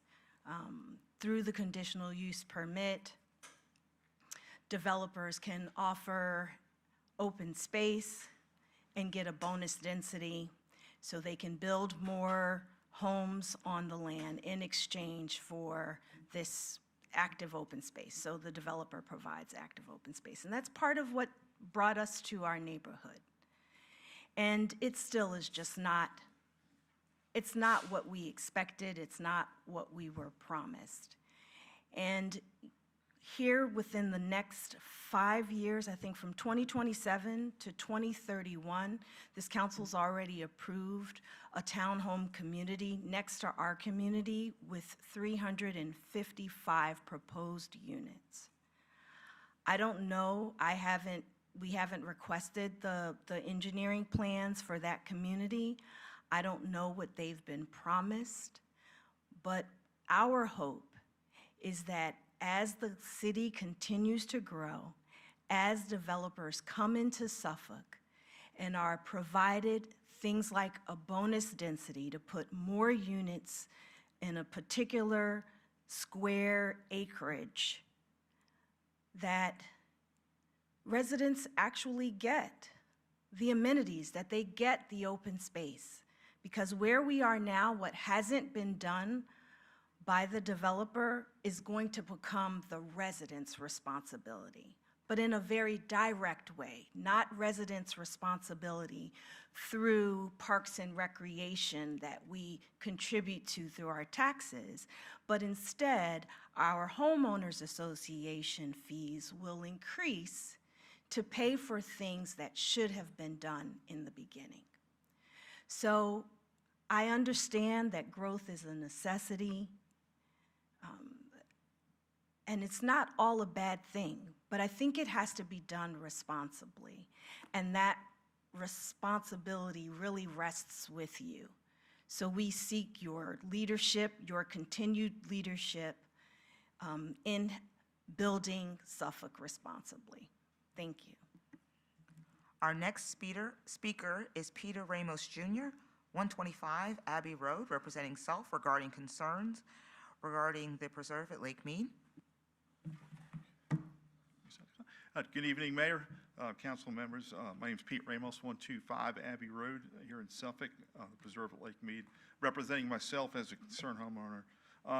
This is more of an update and awareness from our last meeting that occurred back in September of 24. We presented this great binder that the mayor liked with a lot of our issues and concerns that we had, and then later again in November with a list of items that we provided that were concerns within the community.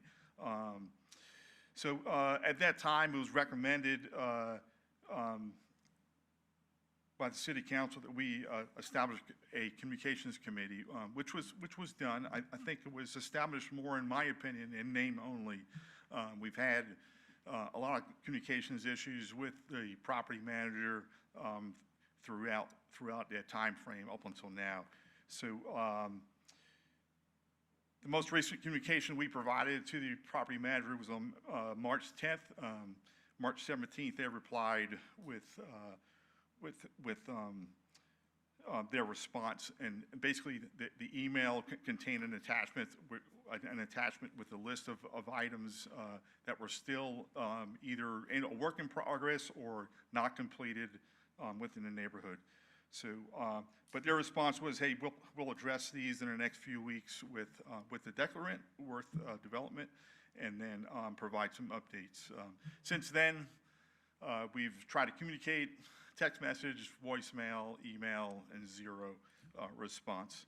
So fortunately, in the last couple hours out here outside the building, we were able to speak with Mr. Riley, who represents Worth Development, and I think we are going to see some headway and some progress here in the next, in the near future. Again, as Valia Rose explained, we're about to transition into a HOA-based director body. So some of the information that was received by us in the email from the property manager was not clear, but Mr. Worth back here explained to us that would be clarified, that the issues that we have with the community will be rectified beyond our transition. And some of those issues are walking trails, still existing problem, pitch and grade of the property. When it rains, it washes out a lot of the trails. There's an unfinished portion of a lot, curb, sidewalk are missing. There's still some, it's not crush and run, but large rocks are still present within that corner lot that needs to be finished. Some of the stop signs, crossing signs are leaning. Obviously, not properly installed. There's a surface drain in one of the fields that's still covered up by construction material. Construction debris throughout the fields, the open spaces are still present. And these aren't small rocks, they're big pieces of concrete that were left behind. Water valve cover in front of the neighborhood, I believe it's the turnoff valve for the fire hydrant. That thing's, the pipe's cracked inside, and the cover keeps falling out every time a vehicle drives over it. Cover's gone now, don't know where it's at. And then the last issue we had, we wanted clarified, was to ask to ensure the developer and the builders made the assessment payments on their respective lots in accordance with Article 4, Section 4.04 of the Declaration of Protective Covenants, Conditions, Restrictions, Easements, Charges, and Liens. So PMA's response was, hey, we've reached out to them. The declarant will ensure that all assessments are owed and will be paid. So again, awareness as you guys go forward and approve all these developments that are going to Suffolk. We're growing, I got it, but from the folks that go out there in the fields and inspects these sites and do the due diligence and to ensure that the homeowners are getting what they paid for. And, so in closing, I think we have some progress, but again, your future will tell if all these things get fixed. We were promised certain things, so hopefully those things will be put in place for the homeowners and for the future of our development there on the Preserve at Lake Mead. I hope you can use what we've experienced over the last 3 years or 4 years as you make your decisions and as you approve these developments, that the issues we've had, you can present those to the right folks and they can go out and do due diligence to make sure these things don't happen again. Thank you very much. Our final speaker is Daniel Blue, 168 Preserve Way, representing self regarding concerns at the preserve at Lake Mead.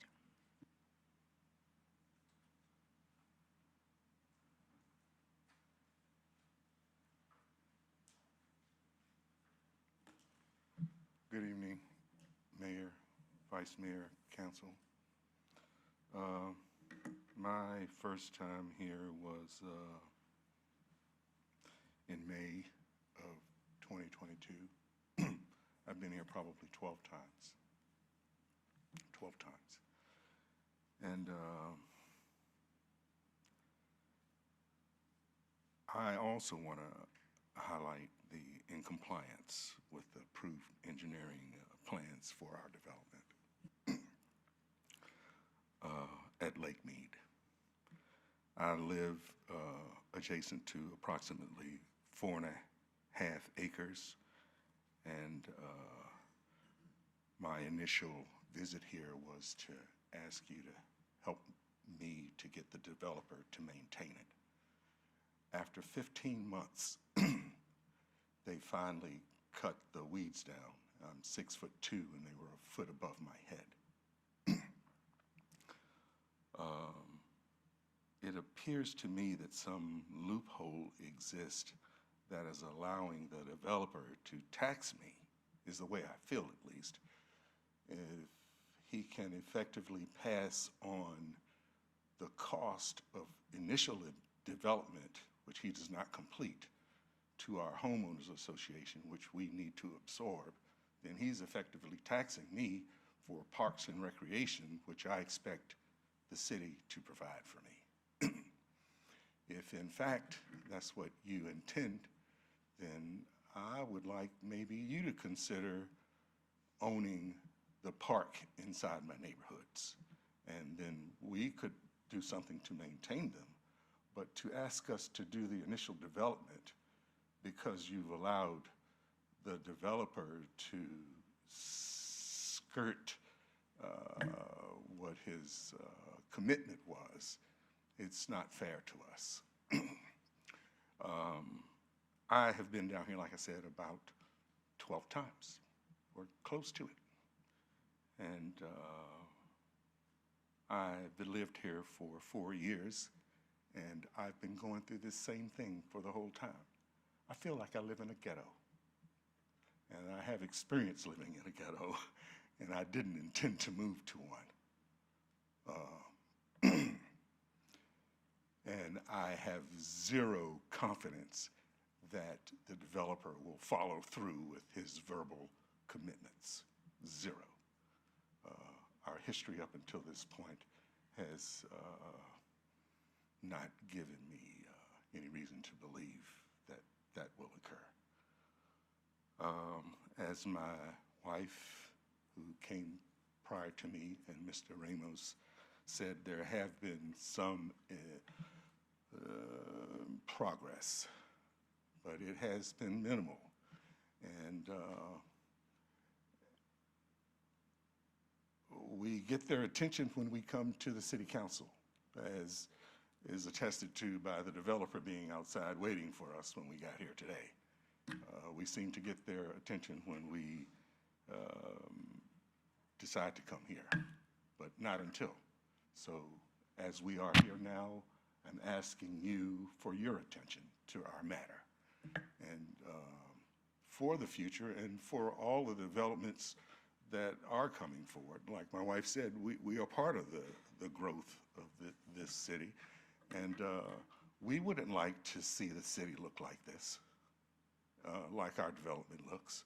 My house costs almost $600,000. That might not be a lot to some of you, but it is a culmination of my life.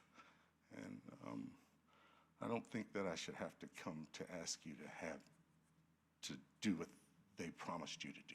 They promised not just us, they promised you. They sold you the idea.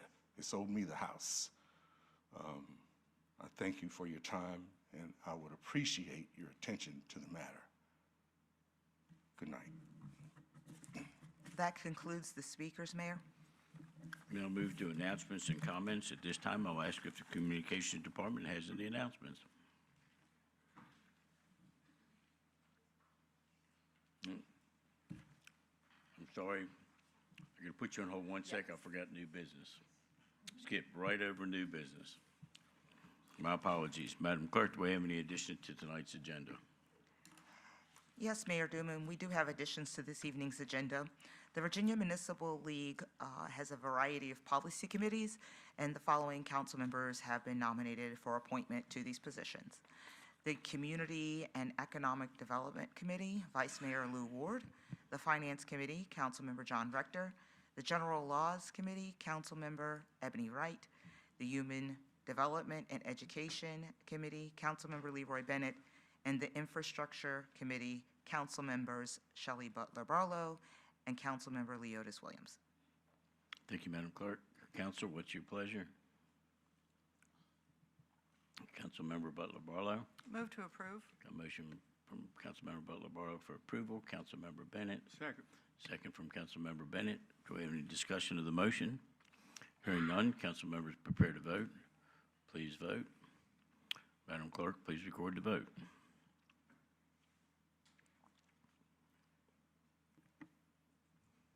The motion's been approved by a vote of 8-0. Okay, at this time, I'll ask if there's any new business items that require the action of City Council for consideration that council members would like to bring up. Councilmember Rector. Thank you, Mr. Mayor. I'd like to move that a motion be placed on the agenda for the City Council at their May 20th, 2026 meeting to request a report from the city manager regarding the fiscal impact of removing the moratorium on tax exemptions for nonprofit organizations. Council, we have a motion on the floor. Do we have any questions, comments, or a second? Vice Mayor Ward. Second. Second from Vice Mayor Ward. Do we have any comments, any discussion? Hearing none, council members prepare to vote. Please cast your vote. Madam Clerk, please record the vote.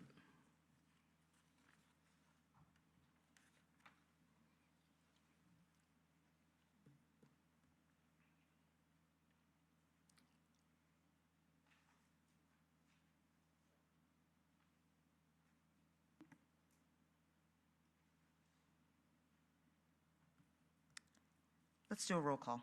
Councilmember Bennett? Councilmember Butler Barlow? Councilmember Johnson? Councilmember Rector? Councilmember Wright? Vice Mayor Ward? Yes. Mayor Duman? Yes. The motion is approved by a vote of 7-0. Okay, we'll now move to announcements and comments. Ms. Moore. Good evening, Mayor, Vice Mayor, members of council, Mr. City Manager. I'll start the announcements off this evening with an exciting leadership update. City Manager Kevin Hughes has announced the appointment of Gary L. Jones, RA, as a Deputy City Manager, overseeing the city's development portfolio. Mr. Jones has served as the interim Deputy City Manager since September 2025. Gary is a licensed architect and a graduate of Hampton University. Prior to working with the City of Suffolk, he served as the capital outlay architect at Norfolk State University and was responsible for planning and construction projects such as the L. Douglas Wilder Performing Arts Center, the William Prince Football Stadium, and the expansion of the Brooks Library. Jones has served as the Director of Capital Programs and Buildings since its creation in 1999. During his 26 years with the city, Gary managed the planning and construction of over $800 million worth of capital projects. Some of these projects include City Hall, the new downtown Suffolk Library, Downtown Festival Park, and Fire Station 11. Congratulations to Gary. The Economic Development Department continues to celebrate businesses growing across the city with recent ribbon cuttings. On April 23rd, the city welcomed D-Bat Suffolk, located at 116 Business Place. This state-of-the-art indoor baseball and softball training facility offers batting cages, private lessons, camps, and clinics for athletes of all ages and skill levels. The climate-controlled facility allows for year-round training and provides access to professional instruction, helping players develop their skills in a high-quality environment. Following that, on April 27th, the grocery outlet celebrated its grand opening at 924 North Main Street. This new location brings an affordable discount-style grocery option to Suffolk, offering a wide variety of name brand products at lower prices. Known for its treasure hunt shopping experience, Grocery Outlet helps residents stretch their grocery budget while accessing everyday essentials. Suffolk Parks and Rec continues to enhance recreational spaces across the city.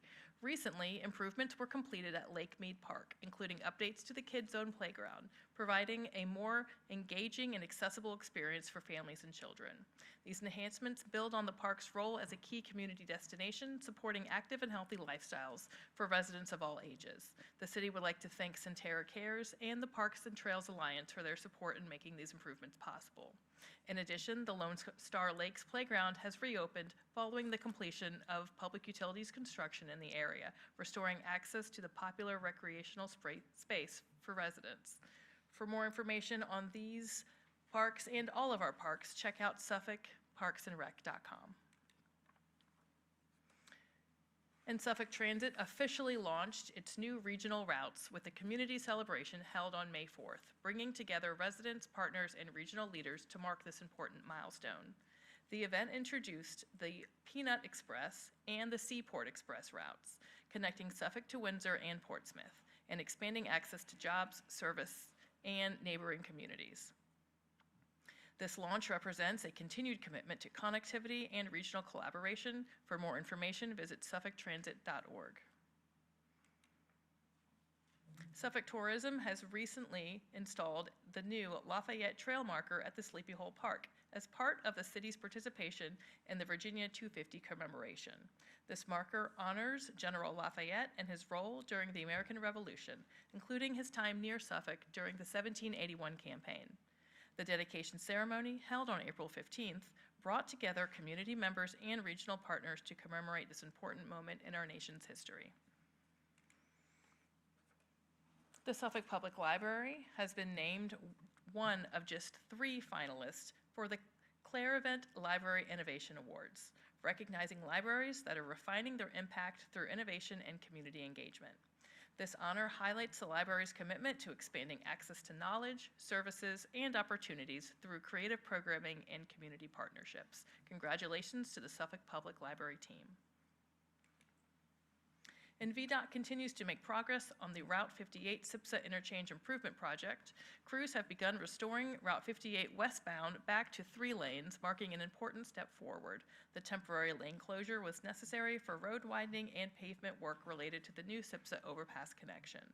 Drivers should continue to use caution and remain alert for changing traffic patterns. For more information on this project, visit suffolkva.us/CIP.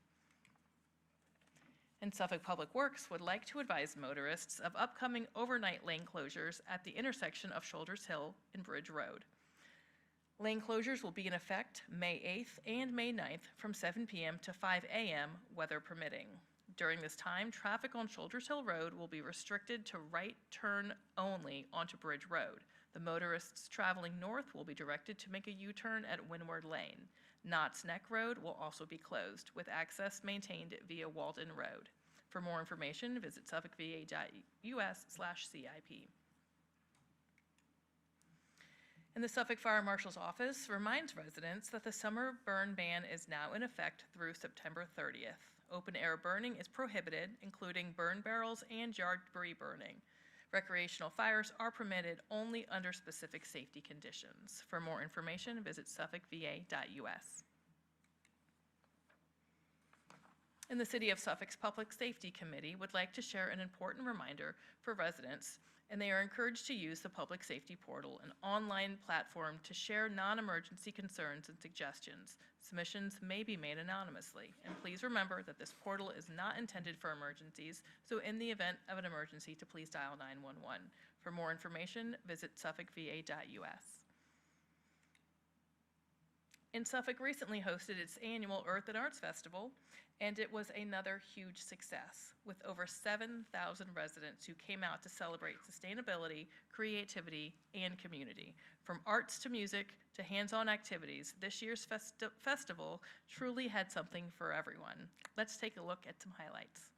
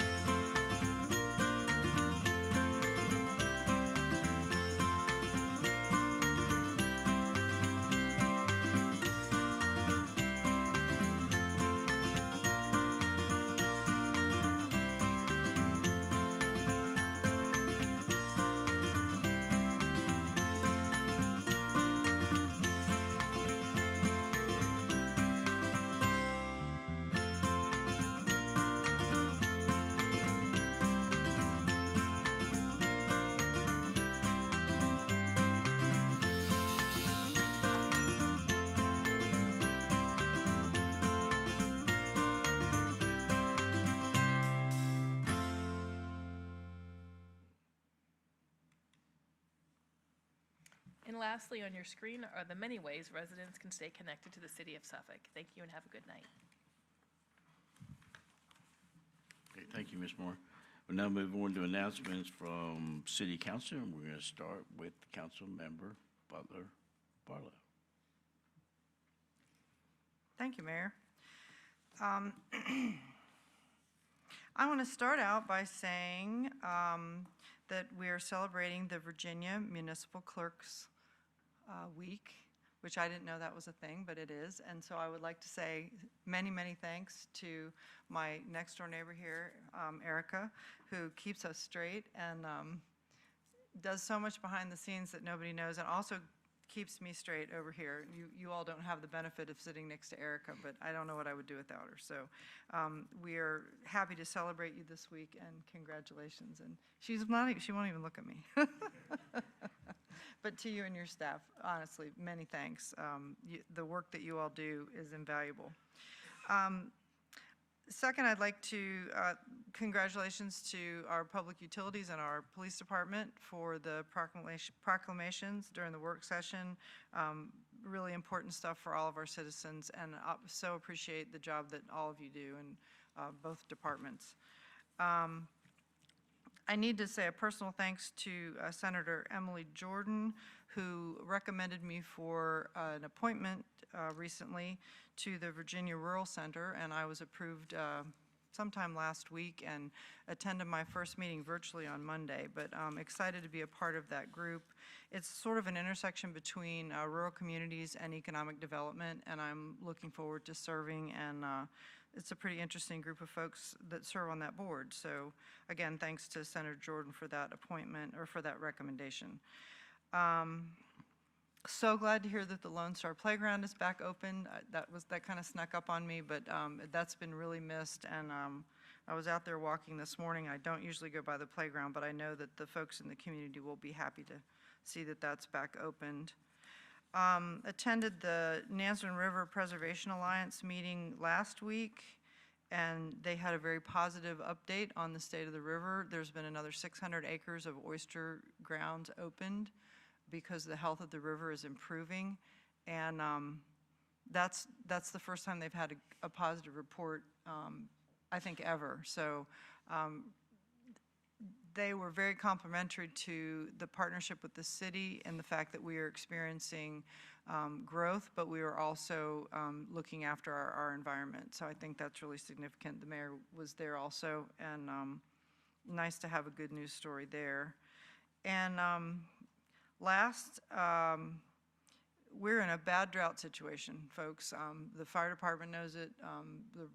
Everybody knows it. It's very significant across all of Virginia. There's a couple of places that are in severe drought, and I think we're 8 to 10 inches behind on rainfall. It stopped the planting season for the local farmers. Seeds won't germinate if there's no moisture. So there's a 100% chance of rain tomorrow. So when whatever you do to promote rain, do your rain dance, or I'm hoping that whatever you got planned tomorrow gets rained out, and hopefully we will turn this around and get back on track with a much-needed rain for everybody, for our lawns, our gardens, our farms, our reservoirs. Lone Star Lakes, the water level is down incredibly. So anyway, that's my last plea is everybody do the rain dance, and with that, I'll say goodnight. Councilmember Bennett. I'll be kind of brief tonight, I think. I would just like to say I went to the new bus route up at Windsor and took the bus tour, and I think that was great. It was a great tool to be used between Windsor, Suffolk, and Portsmouth. And it's going to help a lot of residents, I think, from both areas for transportation, getting to doctors and to schools and work. So I think that's great that the transit has really reached out through the cooperation of other areas to work together to have better transportation for our people to be able to get to the places they need to get to. So again, I would just like to commend everyone that was involved in that. Also, listen at some of the comments about 58 and lanes open.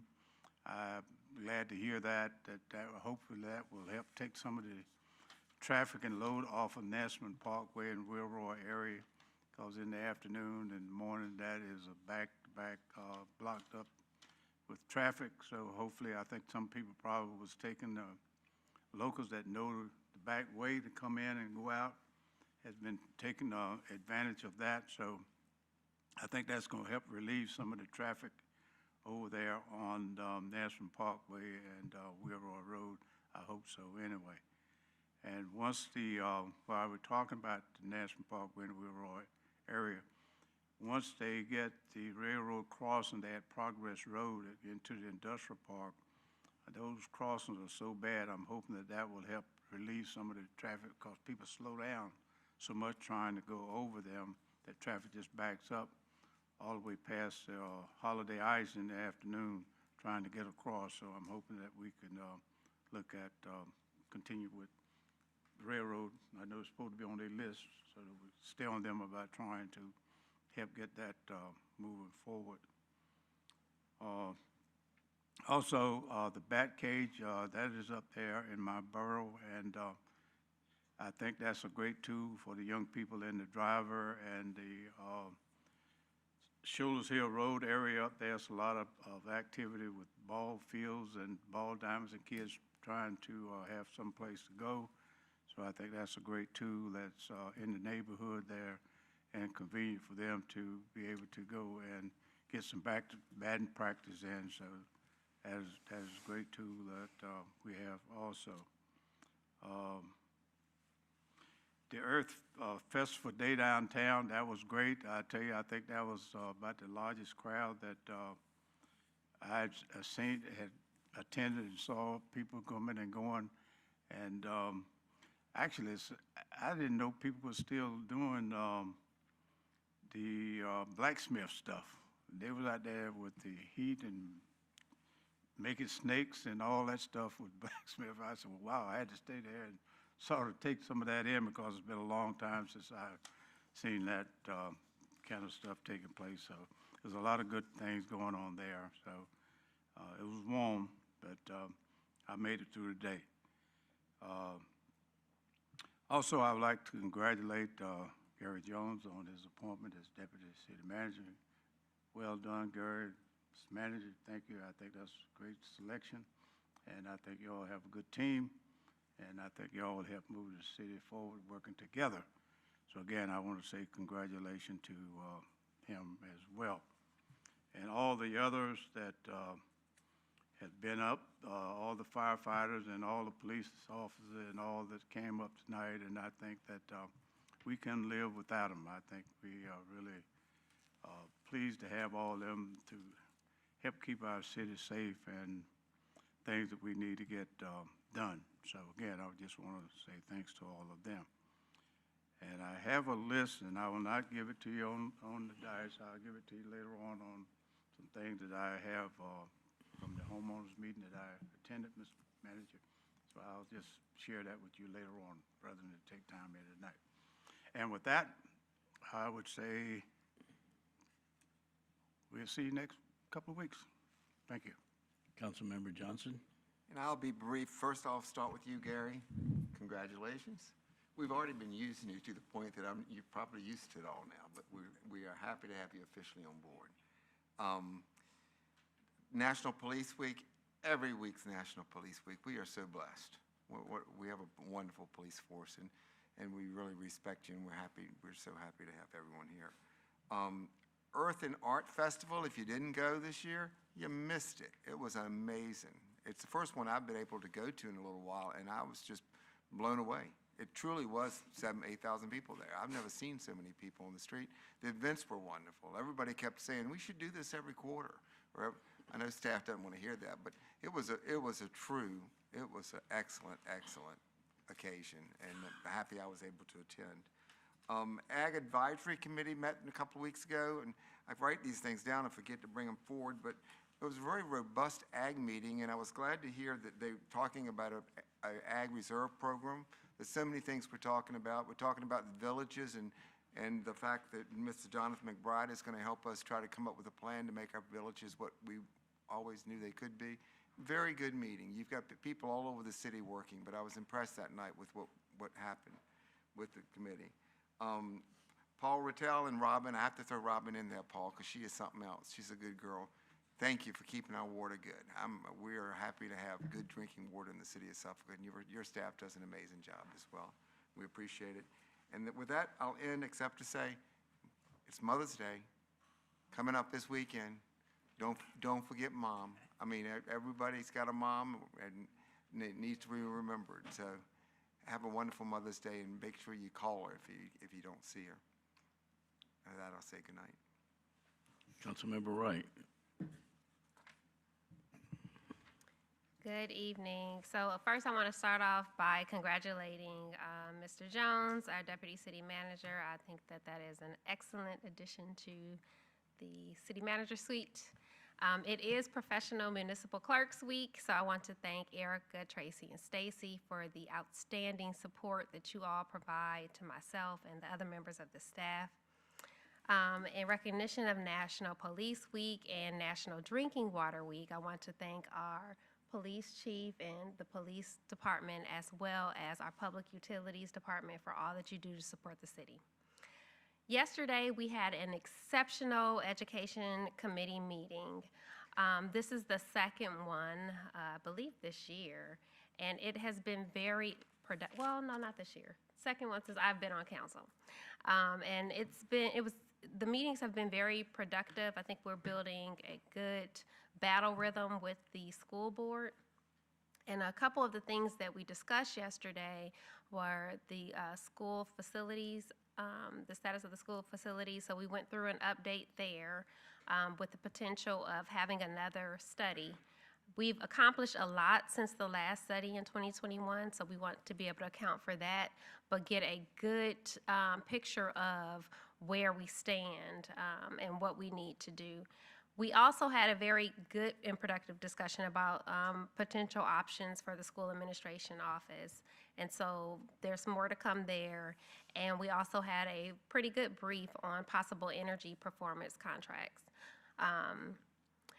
The next topic I want to talk about is SOLs. This week, please keep our elementary and middle school students in mind. They have SOLs this week. And next week, our high school students will be taking the SOL. So to the students under my voice, you have this, study, pray, and just knock it out. And for the residents of Preserve and Lake Mead, I guess I want to find out from a council standpoint what we can do to remedy some of the concerns with the builder. Because I'm a little torn on as to what is within our swim lane to enforce. But I heard Ms. Rose, Mr. Amos, and Mr. Blue. I hear you. I'm going to speak with our city attorney and the city manager to see what is within our swim lane. Because on my homeowners association, before we took over our homeowners association, we worked closely with the builders and developers, but in this case, it sounds like it's been a long time coming. So I want to try to get you all some relief, but I want to make sure we operate within our swim lanes to what we can actually accomplish. So I'm not quite sure what we can do to enforce, but I'll follow up and see. And the last topic that I wanted to discuss is Sunday is Mother's Day. For those who still have mothers living and for those who have lost their mothers, think on, if you've lost your mom, think on the good memories. And for those who still have a mother, I second what Councilmember Johnson said. Take care of Mom. You only get one. With that, I'll say good night. Thank you, Mr. Mayor. Councilman Williams said before he left that I could have his 5 minutes. Is that okay? That's nice. He ain't running the show.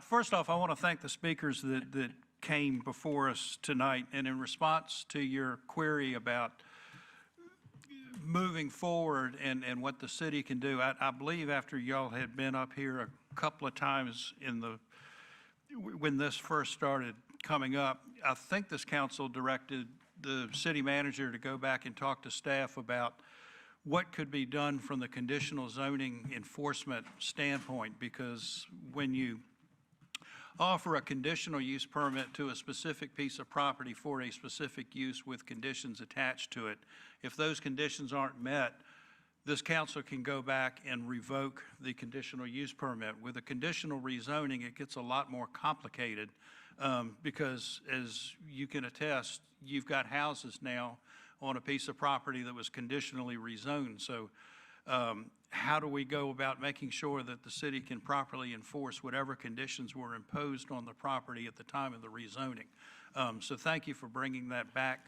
up to us, and it might not hurt, Mr. City Manager, to go back and just take a look at what the planning department potentially came up with in terms of reviewing that process and any potential enforcement issues. My congratulations also to Gary Jones. The team's together, the band's all together. I think the city is very fortunate to have the leadership group in place now that we have, and I look forward to continued great things coming out of the city manager's office. The last couple of weeks have been good weeks for the Parks and Recreation Department, because not only what you said at Lone Star Parks, but they've reopened the Lake Mead Park. We had a ribbon cutting ceremony there, I believe, last Friday, and then a week or so before that, we cut the ribbon at the North Constance Park there on Main Street, right when you go over the Kimberly Bridge. So congratulations to the Park and Recs Department. I attended the ribbon cutting of the grocery outlet. I think it was correctly described as sort of the TJ Maxx of grocery stores. You're not necessarily going to always find all the items that you want in there every time you go, but they assured us that you will find a good variety of a lot of the staples that you will find in most people's refrigerators and pantries, and hopefully at a reduced rate to ease the grocery cost burden on everybody. I too also attended the Earth and Arts Festival, and I want to thank everybody in the city that had anything to do with organizing that activity. I was overwhelmed by the number of people that were down there, and every vendor that I talked to going up and down the street said it had been a good day for them. And, Councilman Johnson, they'd like to see more of it, but I understand it's a big effort to put on an event like that, but it was very well received, and look forward to the next thing that's going to happen there. It's been a long time since I've been on a bus, but along with the mayor and council member Bennett, we rode the bus up to Windsor, and if the other drivers of the buses for the Suffolk Transit Authority have anywhere near the personality of the lady that drove us up to Windsor it would almost be worth getting a bus ticket just to simply get on and listen to her. She was just a delight. And then finally, I want to congratulate the police and Paul, the Utilities Department, for your recognition. I've said it before and I'll say it again. The average person has no idea of how complicated it is to get water out of the lake, water out of the ground, treat it, and deliver it to your house so that it comes out of your faucet clean, lead-free, almost completely PFAS-free. And then, just as importantly, when you run the water down the drain, where it goes and that it is treated properly, and the technology that is involved in making both those processes happen is truly remarkable. And I would encourage anybody that has not taken Paul up on the opportunity to visit those facilities, please do. And with that, I'll say good night. Vice Mayor Warden. Yes, first of all, I'd like to congratulate my grandson, Bryson Scott, for having the highest score in the SOL and Fred Cherry. I want to congratulate him for that. I had a town hall meeting at Fire Station 11. I think it was great that the people came out, voiced their opinion. I thank the staff, Kevin and the staff, they did a great job. And I think the community was much obliged just to hear some of the questions answered for them, and I really appreciate that. Also, the police department, congratulations, and also the fire chief. Thank you so much for being a good host that night. We really enjoyed you, and you take care of our community well, and also the city of Suffolk. Congratulations, Mr. Jones. Thank you so much, and I think that was a great choice with the dream team with you, Kevin and Aziz. Suffolk in good hands for now and the future. Thank you so much. Congratulations for that. I want to give my condolences to Eli Ward and his family, and for the loss of his sister. We call her P. Ward. They have my condolences. Here I go. I was here when the Lake Mead community came up, and she said a couple of years ago, and I went out there and visited that community, and it was everything they said. It was a mess. It looked bad. I haven't been out there in a while, and we did have, I think we promised them something, what we can do, and I appreciate the council saying that whatever we can do, we're gonna try to make sure that this job is done, because developers already talked with us, I don't know if they got a warning, but they most likely promised you something, because they came here and walked out with y'all one night, and for them to delay, and I think it's purpose. I mean, they know the rule, they know the law, so they also know that what they dealt with you and how they dealing with you, I don't think is fair. So whatever, like one councilman mentioned that, whatever we can do, whatever I can do, I'm gonna talk to the city manager, because this is an ongoing thing, and it seems like we help a lot of communities, and y'all have been consistent. And Mr. Blue said he's been here 12 times. 12 times for the same thing, 4 years. That's unacceptable. And I just hope that, is there something that we can do by the law that make them get done. I don't know how it look now, but I will go out there one day this week and see what the difference was when I went out there a couple of years ago, because they got instructions. And the only thing your community action, get what you paid for, what you promised the community. And I thank y'all for coming up here. I thank for the manner y'all come up, and you're very respectful, very professional, and keep coming till they finish the job. And whatever I can do, I will try to do the best I can do, and try to encourage the council to make sure we represent that community well. With that, I say, God bless. Thank you. All right, I'll go ahead and wrap it up. Anytime there's 3 weeks between meetings, there's a whole lot that's going on, and there's a lot that's going on in our city. And like Councilmember Bennett, I'm gonna leave off the Civic League meetings and everything else we attended, but just talk about some of the events that we've had in town and some ribbon cuttings. But before I do that, I too want to thank City Manager for selecting Mr. Gary Jones in the permanent position as Deputy City Manager.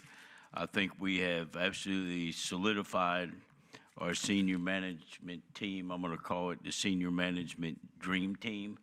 And when I look at it, we've got 3 individuals that have spent the majority, if not all, of their working career right here in the city of Suffolk. And there's so much institutional knowledge anytime that you have the opportunity to look within your organization and promote individuals that have that knowledge, you're just so much better off. And in a city of our size and our diversity, it's, I think, more important than it is probably anywhere across the country. It's just so much to deal with. So we are going to be moving forward with some exceptional leadership. The clerk's office, today would be a great day, a great week to say thank you for everything that Miss Dolly and her folks do in the clerk's office. They do their best to keep me straight, and she's smiling because she knows that's impossible, but it's okay. Expectations are what they are, but we muddle through the day, and she tries to keep me focused and on track. The Arbor Day proclamation at North Constant Park, ribbon cutting. I think I mentioned at the ribbon cutting, I was with Councilmember Williams. He said, "Where's that park?" And I said, "You know, the Wendy's Park." So we may consider changing the name to Wendy's Park instead. It's a whole lot easier to remember. On the 21st, I attended the Suffolk Interdenominational Ministerial Alliance citywide revival. And you don't know how many years it's taken me to spit that out without stuttering. They do a great job every year. Just, I think, close to 30 churches participate as part of that organization, and they are absolutely outstanding in what they do, how they go about making decisions. They're nonpartisan. It's really nice. They do a great job, and it was a pleasure to be there again on their opening day. The grocery outlet, we mentioned that.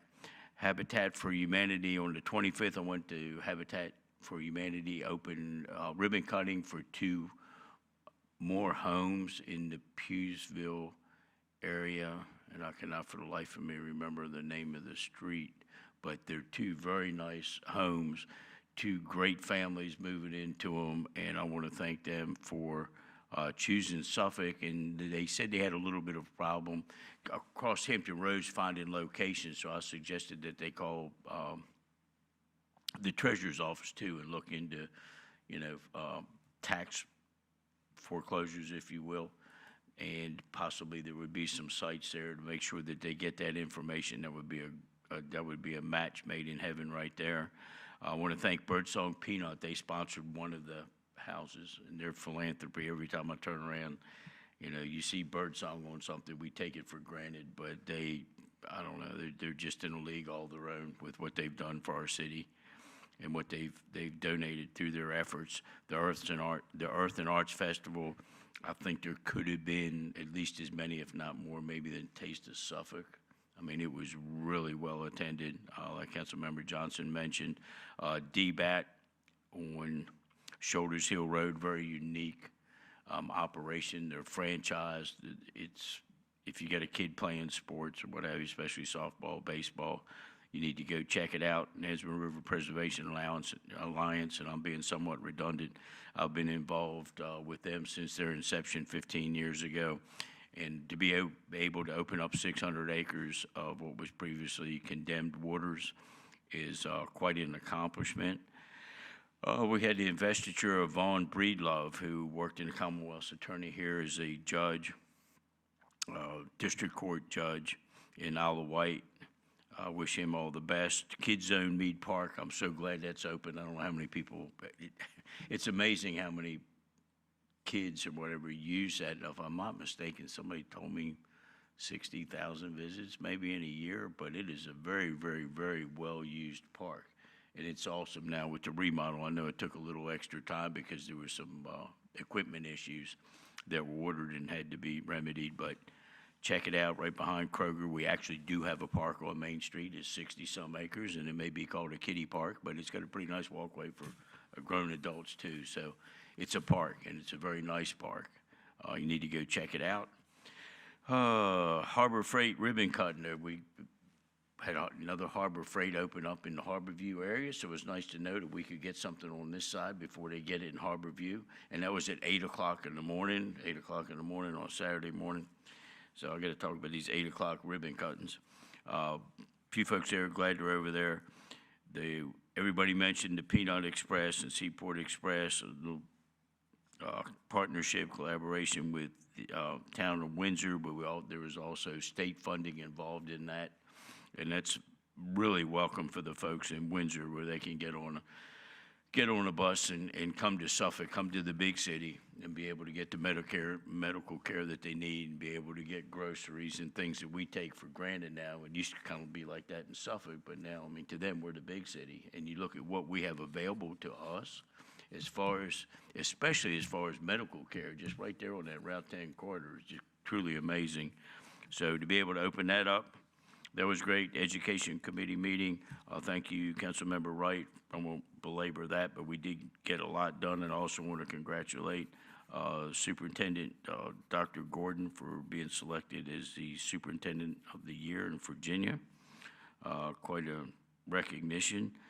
I was at OBC Hospital this morning, another one at 8 o'clock, and presented a proclamation to nurses there in appreciation of National Nurses Week.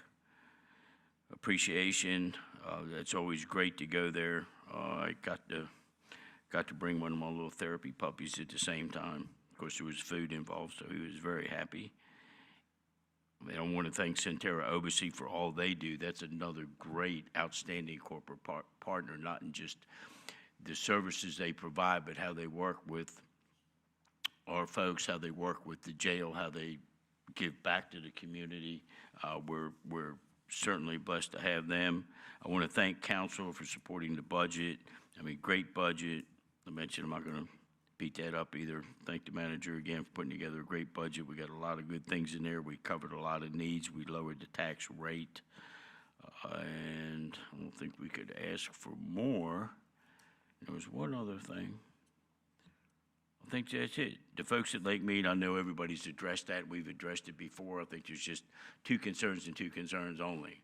Once we know what your concerns, we got to determine whether we have purview over that or not. And it's either we do or we don't. If we do, it needs to be fixed, and we need to do whatever we can to make it get fixed. And if not, then it's going to be a HOA issue. And I think Councilmember Wright mentioned that. Also, I think at some time you probably have to sign off now and turn that, it's going to get turned over to the citizens because they've reached that percentage. But I would have to believe that you would have to be in agreement to that before you accept that responsibility. I'm not an attorney, but once again, it'd probably be worth a phone call to see what your legal rights are. We can protect you on the city side as far as whether they're adhering to conditions of the conditional use permit and that they're also adhering to any regulations that we have regarding the development itself, you know, as far as roads are concerned or safety issues and that type of thing. But probably a brief call to an attorney that handles that just to find out what your rights are on the other side so you can proceed. And because once you're done, you want to have it straight when the transfer takes place, whenever that's going to be. And with that, I will go to my quote of the night. I don't know why I picked this one other than I get some pretty weird, I don't know, somebody calls me about a social media post and, you know, I go look at it and I can only wonder where it came from. So this is a Mark Twain quote that I thought was quite appropriate, and I try to do that so I don't respond to certain things. And that quote is, it's a Mark Twain quote, "Never argue with stupid people. They will drag you down to their level and then beat you with experience." So with that, I'll say goodnight and ask for a motion to adjourn. Councilmember Johnson. So move. Got a motion for adjournment from Councilmember Johnson, Councilmember Rector. Second. Second from Councilmember Rector. Is there any discussion? Hearing none, council members prepare to vote. Please cast your vote. Madam Clerk, please record the vote.